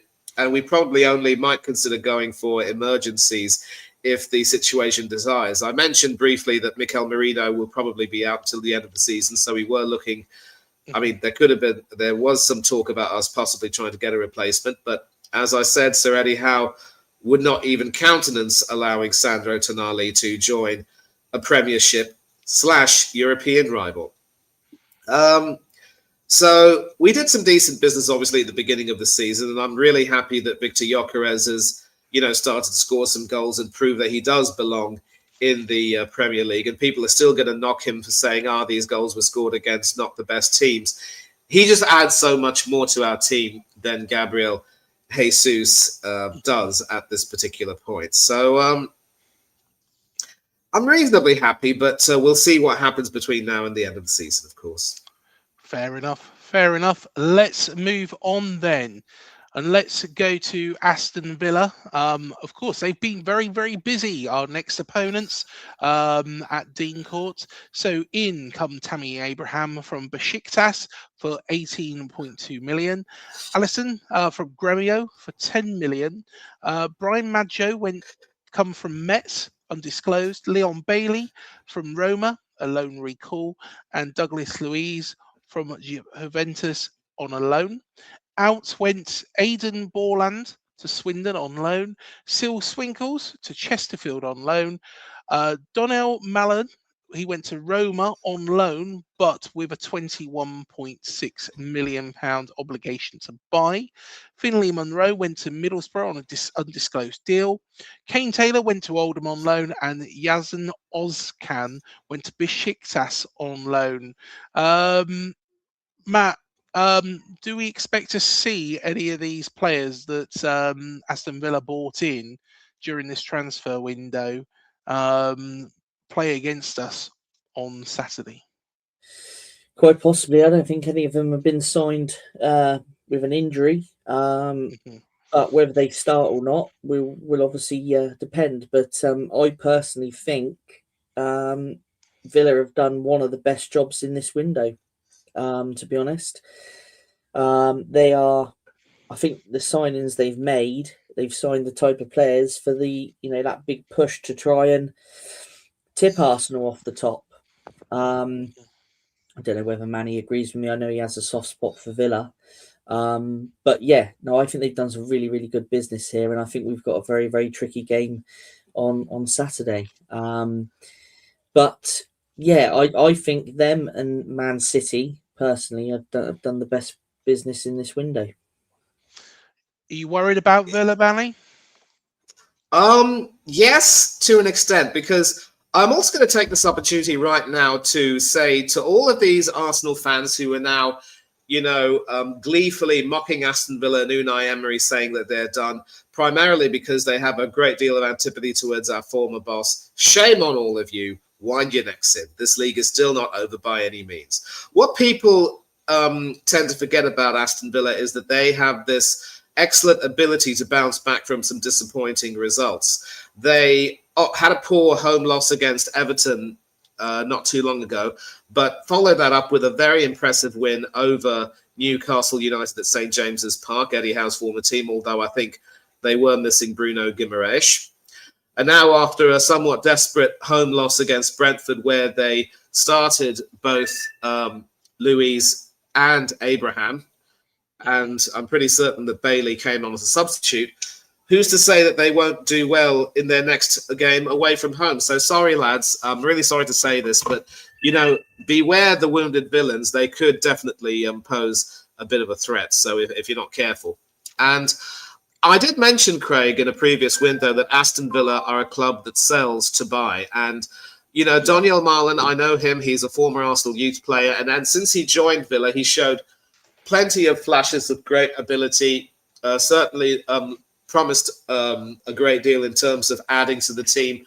But maybe Emery, being a very astute judge of player performance, didn't feel that Marlon was probably going to sort of kick on to the level that Aston Villa would want. And more's a surprise because he's also a regular international for the Netherlands. But again, they've got to pick some players to sell in order to raise cash to get whatever players they may need. And they do a lot of loan business. And it could very well be that Emery's just decided that Marlon might benefit more from playing for another club and that Roma could be the place where he ends up doing some really good things. I like Daniel Marlon a great deal, and I think he will be an asset. But if it means bringing back a couple of old boys, Douglas Luiz was a fantastic player for them who was probably being wasted at Juventus and Nottingham Forest. He started against Brentford and looked almost back to his old self, and I think he'll continue to cook. And Tammy Abraham, one season with Aston Villa, 25 goals in the league, got Villa promoted. He could have stayed with Villa in the Premiership and played a lot more under Dean Smith, but sadly that didn't happen. You see the gymnastics that Villa have to do, despite being hamstrung by PSR.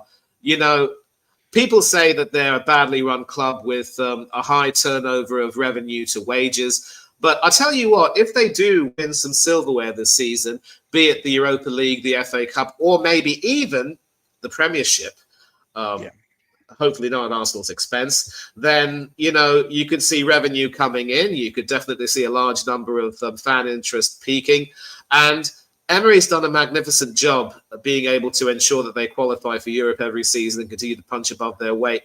And when you consider that, not too long ago, they got promoted in 2019, I think, and stayed in the Premiership in 17th and the 20th, in 2020, I should say. And since then, they've risen up. Gerrard nearly took them down a bit, but then Emery came in and the rest is history. And the business they have to do, they offset everything by having a very low net spend, easily the lowest in the Premiership. So they find a way. And obviously Munro, Taylor, Ozcan, Swinkles and Borland, youth players who will definitely benefit from playing elsewhere. Finley Munro going to Middlesbrough, from where, of course, Villa acquired a former cherry in Morgan Rogers. And just as you signed Rayan, they've signed Allison from Gremio, another talented Frenchman in Brian Maggio. So they're a club also that enjoys dealing with youth. And there's a part of me that thinks there are so many more similarities between Bournemouth and Aston Villa than would meet the eye. And both managers are also from the Basque Country. So Certainly very attacking managers at their best. Yeah, I should still be worried because although January is over and we're into February, the league is not won until May. Anything can happen. Villa have a knack of being able to go on some very good winning runs at the least expected of times. Do not rule them out. Do not rule them out. And especially if we get some injuries, Lord help us. Well, there we are. That is Aston Villa's ins and outs. Let's go over to the G-Tech Community Stadium next. A place that we don't like going to. And in for Brentford come Kay Furrow from Club Brugge for 8.7 million. There's a lot of outs, but as you can see there, most of them are on loan. So Ewan Morgan went to Shrewsbury Town on loan. Michael Olakigbe went to Swindon on loan. Miles Pert Harris went to Oxford on an undisclosed fee. Eunice Emery Konak went to Oxford on loan. Matt Cox went to Shrewsbury Town on loan. Chance Hedman went to Harrogate Town, undisclosed. Gustavo Nunes went to Swansea City on a loan, and Paris Magoba went to Norwich City on an undisclosed deal. So there we are. That is Brentford's activity. Not really sure much else to add to that. But yes, Brentford have let a lot of youngsters go out on loan. But let's go to the next team. Of course, Brighton and Hove Albion, and I'll just run through these. Income Pascal Gross from Borussia Dortmund for 1.2 million. He went back. Caelan Vickers from Barnsley, a loan recall. Out went Jeremy Sarmiento to Middlesbrough on loan. Aaron Cashin went to Blackburn on loan. Du Young Yoon went to Dordrecht on loan. I'm going to struggle saying this one, Manny. Fasundo Bonate went to Leeds on loan. Have I said that right? Oh, no, my dear Mr. Signor Beasley. It is Italian, you see. I mean, Facundo, and then buonanotte is another word for good night in Italian, but he's actually an Argentinian, and this should be a good move for him because he is quite a talented player, but probably was not getting the minutes he wanted. I think a move to Leeds to work with their German manager, whose name I do not want to say because it might be a little bit vulgar, you see. It should be a good move for him, and I wish him good luck with that. Do you know what? That's the best minute of this podcast that we've ever done. Manny, take a bow. No, mate, I'm really sorry. I think I've angered a few Italians with that. That was awful. That was bloody brilliant. That was great. I love that. I absolutely love that. Jacob Slater went to Harrogate on loan, and Ibrahim Osman went to Birmingham on loan. So there we go. Pascal Gross goes back to Brighton and Hove Albion, and Caelan Vickers is recalled from Barnsley. So that's an interesting one. So there we go. Let's talk about Scott the Big Man Parker's team. Burnley. James Ward-Prowse has come in from West Ham on loan. Out went Hans Del Cruz to Lugano. He went on an undisclosed fee. Joseph Bevan went to Dundee, undisclosed deal. Luca Osho, sorry if I did say that wrong, went to Paris on loan. Brad Grant was released. Joe Bevan went to Dundee on an undisclosed fee, and Michael Obafemi went to Blackpool on a loan. And how many is Scott the Big Man Parker down now? Matt mentioned that they were down by 3 and we're into stoppage time, so I think that's how it'll stay. And I don't know if Joseph Bevan and Joe Bevan are the same person who've gone to the same club. Yes. Yes, it does look like that. Sorry about that, Matt. Do you think that Scott the Bin Man Parker has any chance of keeping this club up? Unfortunately, not. I mean, James Ward-Prowse is a good signing. I mean, I think Yeah. he's a good player. I mean, you look at his delivery from set pieces, and I think he's quite underrated in that sense. But yeah, I mean, I can't see them signing James Ward-Prowse and that being the difference on whether they stay up or go down, to be honest. Obviously, the defeat tonight is cutting them adrift, like Manny was saying earlier. So, no, unfortunately not. No. No, fair enough. And to be honest, James Ward-Prowse, I feel a bit sorry for him actually, because even though, yes, he used to play for that team down the M27, he's been a little bit we haven't seen much of him at West Ham. So hopefully it's a move that gets his career moving again. But at the same time, I think he would have to be Superman to actually keep Scott the Bin Man Parker up this time round. Agreed, completely. Let's go to the next club, which is Chelsea. Of course, they brought in a new manager during this window. And they also brought in Caleb Wiley from Watford. He was a loan recall. Keanu Dyer from Volendam, loan recall. And Yissa Allo from Sheffield Wednesday for an undisclosed fee. So a fairly quiet window for Liam Rosenior. Out. Raheem Sterling was allowed to leave the club. I think me and Manny have had our say on Raheem Sterling, and we feel sorry for him. A lot of that is down to Enzo Maresca, though, not that man on the right-hand side of the screen there, Liam Rosenior. Leo Castledine went to Middlesbrough on an undisclosed fee, and of course, the Italian player, I'm going to call him that, when it was recalled from Brighton. Yeah, he actually went straight back out on loan to Leeds. Yeah, exactly. That's the same guy. There we are. He went straight back out on loan to recalled from Brighton, and then he's been loaned. So we'll see him again. He's actually been sent out on loan to Leeds. But to be fair, I think. I must say though, this manager has really impressed me with how he's come into Chelsea and how he conducts himself. I'm very, very impressed. But I think this was always going to be a quiet window. I think he'll make his mark on the squad, I think, in the summer.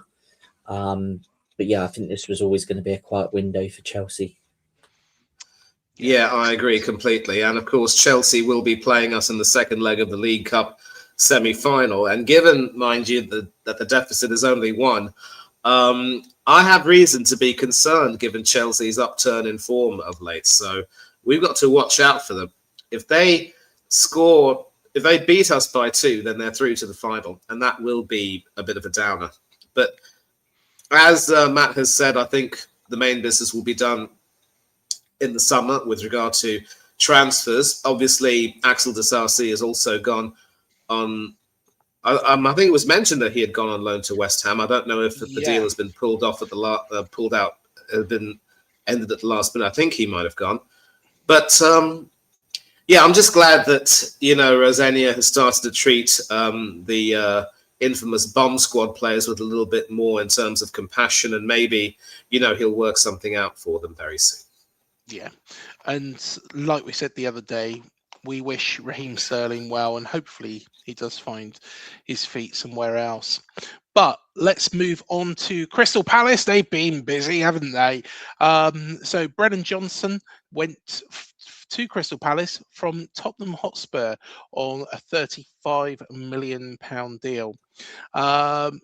Hindalo Mustafa was a loan recall from Nuremberg, and Danny Imre from Blackpool was a loan recall as well. And of course, do remember Dwight McNeil from Everton could also be joining that list. Out went Romain Esse to Coventry City on loan. Nuro Amada went to Auxerre on an undisclosed fee. Luke Brown to Notts County, undisclosed. Mark Gay to Manchester City for £20 million. I'm surprised how low that was, really. Owen Goodman to Barnsley on loan. And oh, Luke Brown's appeared twice. He went to Notts County twice there. So there we go. I think we've said all we need to about Crystal Palace. But yeah, I think Oliver Glasner, wouldn't, if I was a Crystal Palace fan, I wouldn't be particularly happy with him. Let's go on to the next team. And Everton is that team. And they've not really been very busy at all. Harrison Armstrong was recalled from Preston. Out went Francis I'm going to struggle to say this. Okonoko. I think I've said that right. It's Doncaster. Okoronkwo. When it comes to these African names, Craig, you say it like you spell it and spell it like you say it. There we are. There we are. I'll still get them wrong, Manny. You know what I'm like. Harry Trier went to Cardiff on an undisclosed deal. Will Tammon went to Tranmere on a loan deal. And Roman Dixon went to Stockport on a loan deal. I don't think there's much more that we need to say really about Everton, apart from they are our game directly after Aston Villa. Of course, Dwight McNeil might not be in their squad at that point, Matt. No. And yeah, although there was a lot of talk at one point of potentially Raheem Sterling going there. So just correct me on this. Can Raheem Sterling sign for Everton because he is now a free agent after this window? Yeah. He can, yes. Yes. Yeah. Up until the 4th, well, up until the 5th of February. Because obviously, unless the Premier League side has a space in their 25-man squad, in which case they have until the 4th Thursday in March, which happens to be Manny's birthday, as well as Mikel Arteta's. There we go. Look at that. Happy birthday, Manny, for the 4th Thursday in March. That is far too far in advance, dear sir, but thank you all the same. And it's not nice when you share your birthday with a manager who isn't necessarily popular. I get ribbed about that a lot. But yeah, we'll see what happens then. And I think we spoke about Sterling possibly joining Everton. I did tell you that with David Moyes being the one who pulled the plug on Paul Gascoigne's stay at Everton, I don't think it likely that he'd want to take a real punt on someone like Raheem Sterling, especially given the type of wages he's used to earn. Yes, he did, you could say, hit gold with Jackie Grealish, who, like Gaza, did back in the day, wears number 18 shirt, but Grealish is now, of course, out for the season. That's his England World Cup dreams now over. And I think now Jackie will be in limbo. So we'll have to see kind of what happens with Sterling. But very quiet window. No real incomings or outgoings, mainly youth players, and 3 loan moves, of course, agreed. I'm sure Cardiff City can do with some triers right now, so they've got one, and his name's Harry. And yeah, we'll see how Everton do between now and the end of the season. I don't know if they'll get European football, but they're definitely not in danger of getting relegated. There we are. I don't think that will please the Goodison faithful. Although saying that, I can't really say the Goodison faithful anymore. The Hill Dickinson Stadium faithful doesn't have the same ring to it, does it? Moving on to Fulham, and in come Oscar Bob from Manchester City for 27 million. Out went Aaron Lupo B to Walsall on loan. Dharma Traore went to West Ham on an undisclosed deal, and Luke Harris went to Wickham on a loan. Anything to add to Fulham, Matt? I know we spoke about Oscar Bob the other day. Yeah, no, not really. Yeah, no, not really on this one, mate, to be fair. Fair enough. Moving on to Leeds United. I'm going to struggle saying that name again. The Italian player. Manny, do you want to take it away? Facundo Buonanotte, and I think I told you he's actually Argentinian, but a large number of Argentinian players have Italian names, a lot to do with the history of the nation. And go ahead, Craig. There we are. And out went Jack Harrison to Fiorentina on loan and Harry Gray to Rotherham on loan. I think we can probably move past Leeds, to be honest. Not much activity. Liverpool, in come Owen Beck from Derby, a loan recall, and a fairly quiet window actually for Liverpool. More Well, Taller and Die. you say that, Oh, but they've obviously signed the player that was linked to Chelsea. He said he'd only signed for Chelsea in the last transfer show you did. His name's Jeremy. Jacquet. That's it. That's the yes. guy. He's actually had a medical today ahead of a £60 million move, but that deal won't complete until the summer. So he's There we actually are. going back to Rennes. I think it's Rennes who he plays for the rest of the season, and will join up with Liverpool in the summer. But he's had his medical today. There we are. There we are. And at the moment, the only other signing is More Taller and Die from Amity FC, undisclosed fee. Out went James Norris to Shelbourne, undisclosed, and James Balagizi to Forest Green on loan. Manchester City, of course, Max Allain was recalled from Watford, and Mark Gay went to Manchester City from Crystal Palace for 20 million. I don't want to say the top one. Well, it's a great bit of business. It is a great It's bit a of great business, bit of but, you business, know, and I think that the players that they've brought in, especially Semenyo and Mark Gay, you know, will do them the world of good. And you know, can they, chase Arsenal? Time will tell. But I think these two signings will massively help them. And to be fair, they're probably two signings they needed. So, yeah, this is why I think City and Villa have done the best business in the window, to be honest. it is painful, though, to see him playing for Manchester City. But, you know, Antoine, we still love you. And out went Stefan Ortega to Nottingham Forest for 500 million. Jami Simpson-Pusey. 500 million? 500 million. I tell you what, Nottingham Forest, 500 million.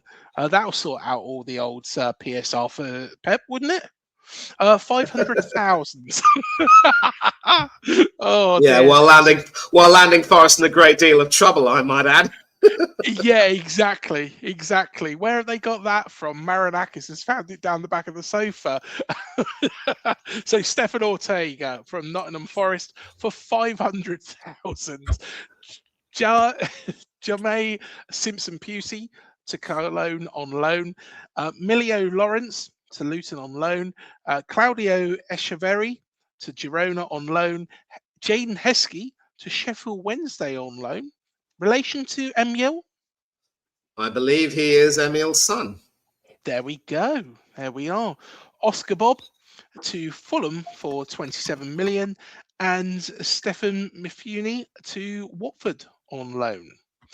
Let's go to, of course, Manchester United, who'll be next. And a lot of loan recalls, all loan recalls back in. Toby Collier, Sonny Adjafree, Ethan Wheatley, L.A. Harrison, Habib Ogonye, Joe Hagil, and Harry Amas, all recalled from their respective clubs.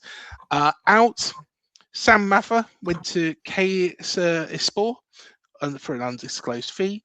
Harry Mass went straight back out to Norwich on loan, and Joe Hogil also went straight back out on loan, this time to Kilmarnock. I don't think there's much to say about Manchester United, but Michael Carrick, very, very quiet window, but he seems to be working wonders with the players he's already got.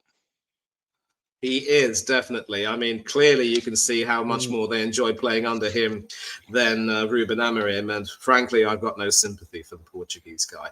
There is also one more thing I'd like to mention with regard to Liverpool.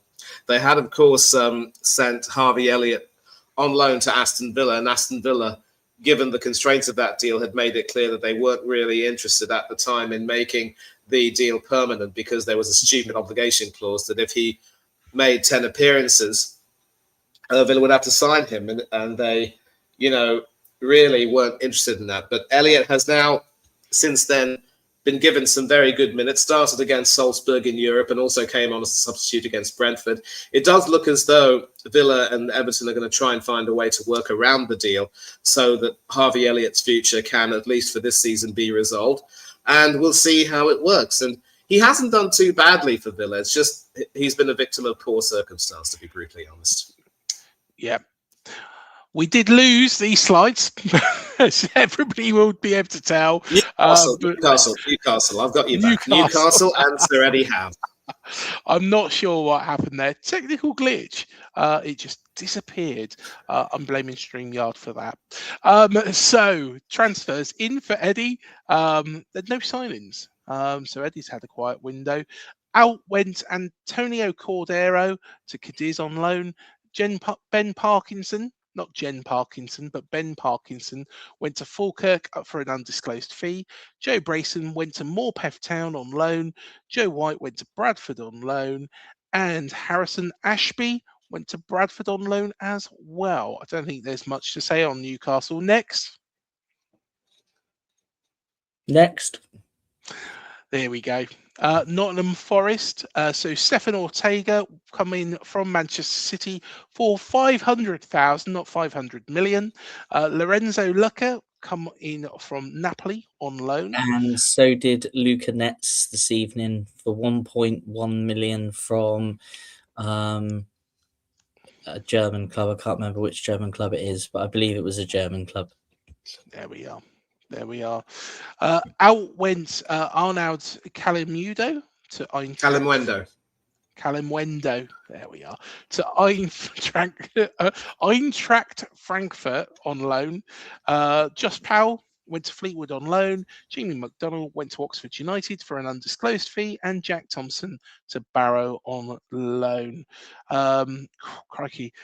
Out of breath now.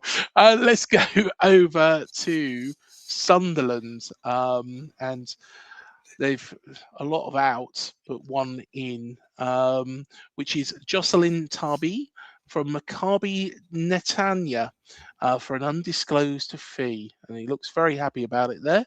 Out went Timothy Pemble to Le Havre on loan. Jay Matet went to MK Dons on an undisclosed deal. Not the same Jay Matet who was here at one point, I should add. Trey Samuel Agassani went to Shrewsbury on loan. Jake Waters to Spennymoor Town on loan. Dan Neal to Ipswich on loan. Aji Elise to Portsmouth on loan. Ben Middlemass to Swindon on undisclosed. Joe Anderson to Barrow on undisclosed. Tamer Tutifrov to Exeter on loan, and Arthur Masuaku to Lens on loan. There we are.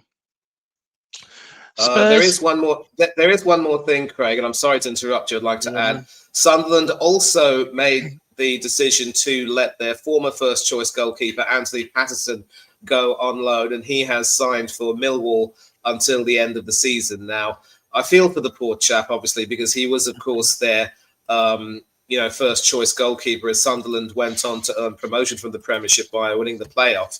But ever since Régis Lebris brought in Robin Roofs, who's literally raised the roofs in terms of his performances, so to speak, Patterson hasn't got a look in and only really played in a League Cup game against Huddersfield Town, which the Black Cats lost on penalties. So bad luck there for the Black Cats and Patterson. And you feel for young Anthony. It's definitely a move which I think he didn't want to make. He certainly, didn't expect that he would, see his fortunes go down so horribly after all that. But, it's a good chance for him because Millwall, I believe, are in the top 6 in the Championship right now. I think they're 5th. So there is a very good chance that they could make the playoffs. 8 points behind both Coventry City and Middlesbrough. Coventry City's lead wiped out. So Frank Lampard doing an Enzo Maresca there. And if Patterson will end up achieving successive promotions in successive seasons, that will end up being a very big feather in his cap. And of course, I will also mention that in addition to Patterson, They also signed England under-21 striker Tommy Watson from Brighton and Hove Albion, so that's another outgoing. So Millwall definitely doing what they can to try and earn promotion. And I hope Patterson gets some games and proves, Regis Lebris wrong. I do believe they might have had a replacement, come in. Dan Neil, of course, was also a big part of that promotion campaign, but he's now gone to Ipswich. And it's ruthless, really, from Regis, but, what can you do? Sometimes the squad just evolves, basically. And I'm sorry to have to add that in, but I didn't want to miss that. Yep, most definitely. Let's go on to Spurs. Of course, the bottom half Spurs. And of course, Thomas Frankie is running out of time. So in come Conor Gallagher, Atletico Madrid from 34 million. George Abbott from Wickham was a loan recall, as was Alfie Dorrington from Aberdeen. Mason Melia from St Patrick's Athletics for an undisclosed fee, and Souza from Santos for 13 million. Out went Brennan Johnson to Crystal Palace, 35 million. Kota Kai from Borussia and Mönchengladbach was a loan. Mana Solomon to Fiorentina, loan. Jamie Donnelly to Oxford, loan. Oliver Irau to Mansfield, loan. Min Hyoik Yang to Coventry on a loan. Damilola Ajayi to Doncaster on a loan. Dane Scarlett to Hibernia on loan. And Yusuf, I'm going to struggle saying this, Akahamrich to Bristol Rovers on a loan. And yes, disappointing really for Spurs that they've let the likes of Dane Scarlett and Jamie Donnelly leave. Scarlett is, of course, one of their more talented youngsters. Donnelly is also a full Northern Irish international and was actually a very important player for Leyton Orient when they had a terrific performance in the FA Cup against Manchester City, if memory serves me right. And it's really sad that, neither of these two have found a place in the team's plans for now. But obviously good for Dominic Solanke that he's back and playing well. Conor Gallagher, obviously, Villa were interested in him, but they weren't willing to offer that much of a fee. But the jury's still out on Gallagher. I think, people might start to realise that they might have sort of spent a bit too much for him. Brennan Johnson going to Crystal Palace. Oh, decent business for... you were saying, Craig? Oh no, I thought we lost you, but you've come back. Yes, I'm back here. I wasn't going to go anywhere. Brennan Johnson, obviously, good business for Crystal Palace. Forever a Tottenham legend for that winning goal in the Europa League final. And interesting business. Mana Solomon was, of course, formerly of the first team, but now he's gone to Italy to play. And it'll be interesting to see what Spurs do between now and the end of the season. I don't think they'll qualify for Europe through the league, so Frank will have to do an Ange Postecoglou and try and win the Champions League. But if he finishes 17th and wins the Champions League, I don't think that'll be enough for it to save his job. We'll find out soon. Definitely. Let's head over to London State. If we can get through these last couple, I think, is this the last one, or that we got one more? We've got Wolves as well. Yeah, because I've got some breaking news just before we finish. So right, I'll rush through these very quickly then. Cool. So, in for West Ham, Pablo Felipe from Gil Vicente for 20 million. Tatsi Costellanos from Lazio, 25.2 million. Kiba Lemedrid from Deportivo La Guerrilla on a loan. Adama Traore from Fulham for an undisclosed fee. Then out, Luis Paqueta to Flamengo for 36.5 million. Guido Rodriguez to Valencia undisclosed. Nicholas Fulkrug, AC Milan on loan. Luis Guilherme to Sporting, 17.5 million. Christian Heggie to Budapest on loan. Callum Marshall to Bochum on loan. George Urphy to Bristol City on loan. Junior Robinson to Boreham Wood on loan. Andy Irvine to Sparta Prague undisclosed. StreamYard's going mad again. Caelan Casey to Leighton Orient on loan, and James Ward-Prowse to Burnley on loan. And last but not least, as you did see very briefly there, if you are watching on YouTube, if you're listening on Spotify, you won't be able to see it. But to Wolves, Pedro Lima from Porto, a loan recall. Out Strand Larsen to Palace, 48 million. Fer Lopez to Celta Vigo on loan. Alfie Pons, Crew on loan. Kajana Hova to the Sheffield United on loan. Marshall Matesi to Paris on loan. Fletcher Holman to Swindon, undisclosed. Temple in Onajaka went to Shrewsbury on loan. And last but not least, Tawanda Chiriwa went to Barnsley on loan.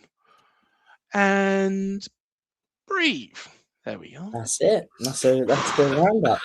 But yes, just some breaking news, which is AFC Bournemouth relevant, and that is Will Dennis has gone on loan. He's gone to Leighton Orient on loan until the end of the season. So that is a late deal done, and that has been announced by both clubs. Well, fingers crossed he does get his chances at Leighton Orient.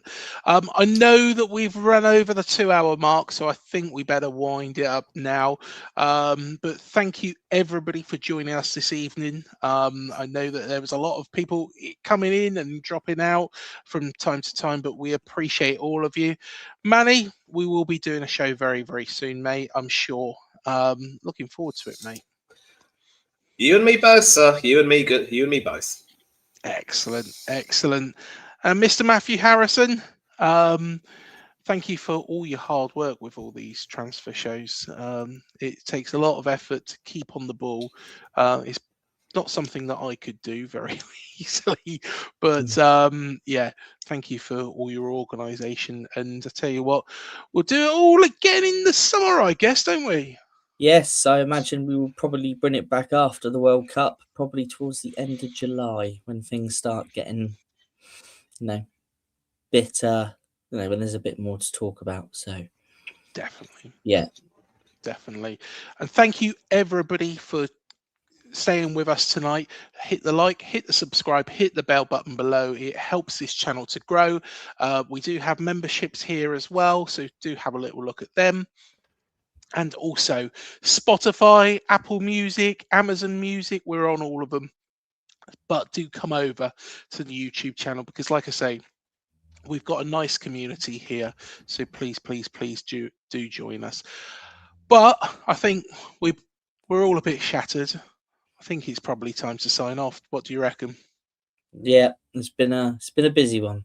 It has been. Thank you again for joining us, and we shall see you in the next one.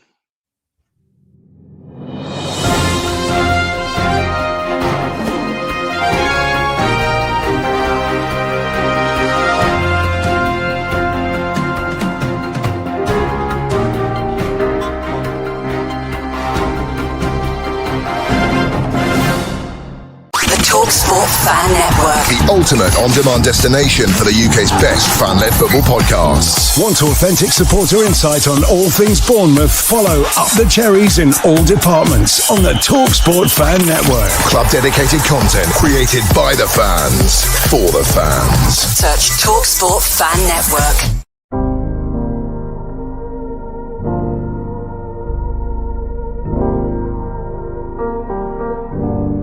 I should be like you, Mel.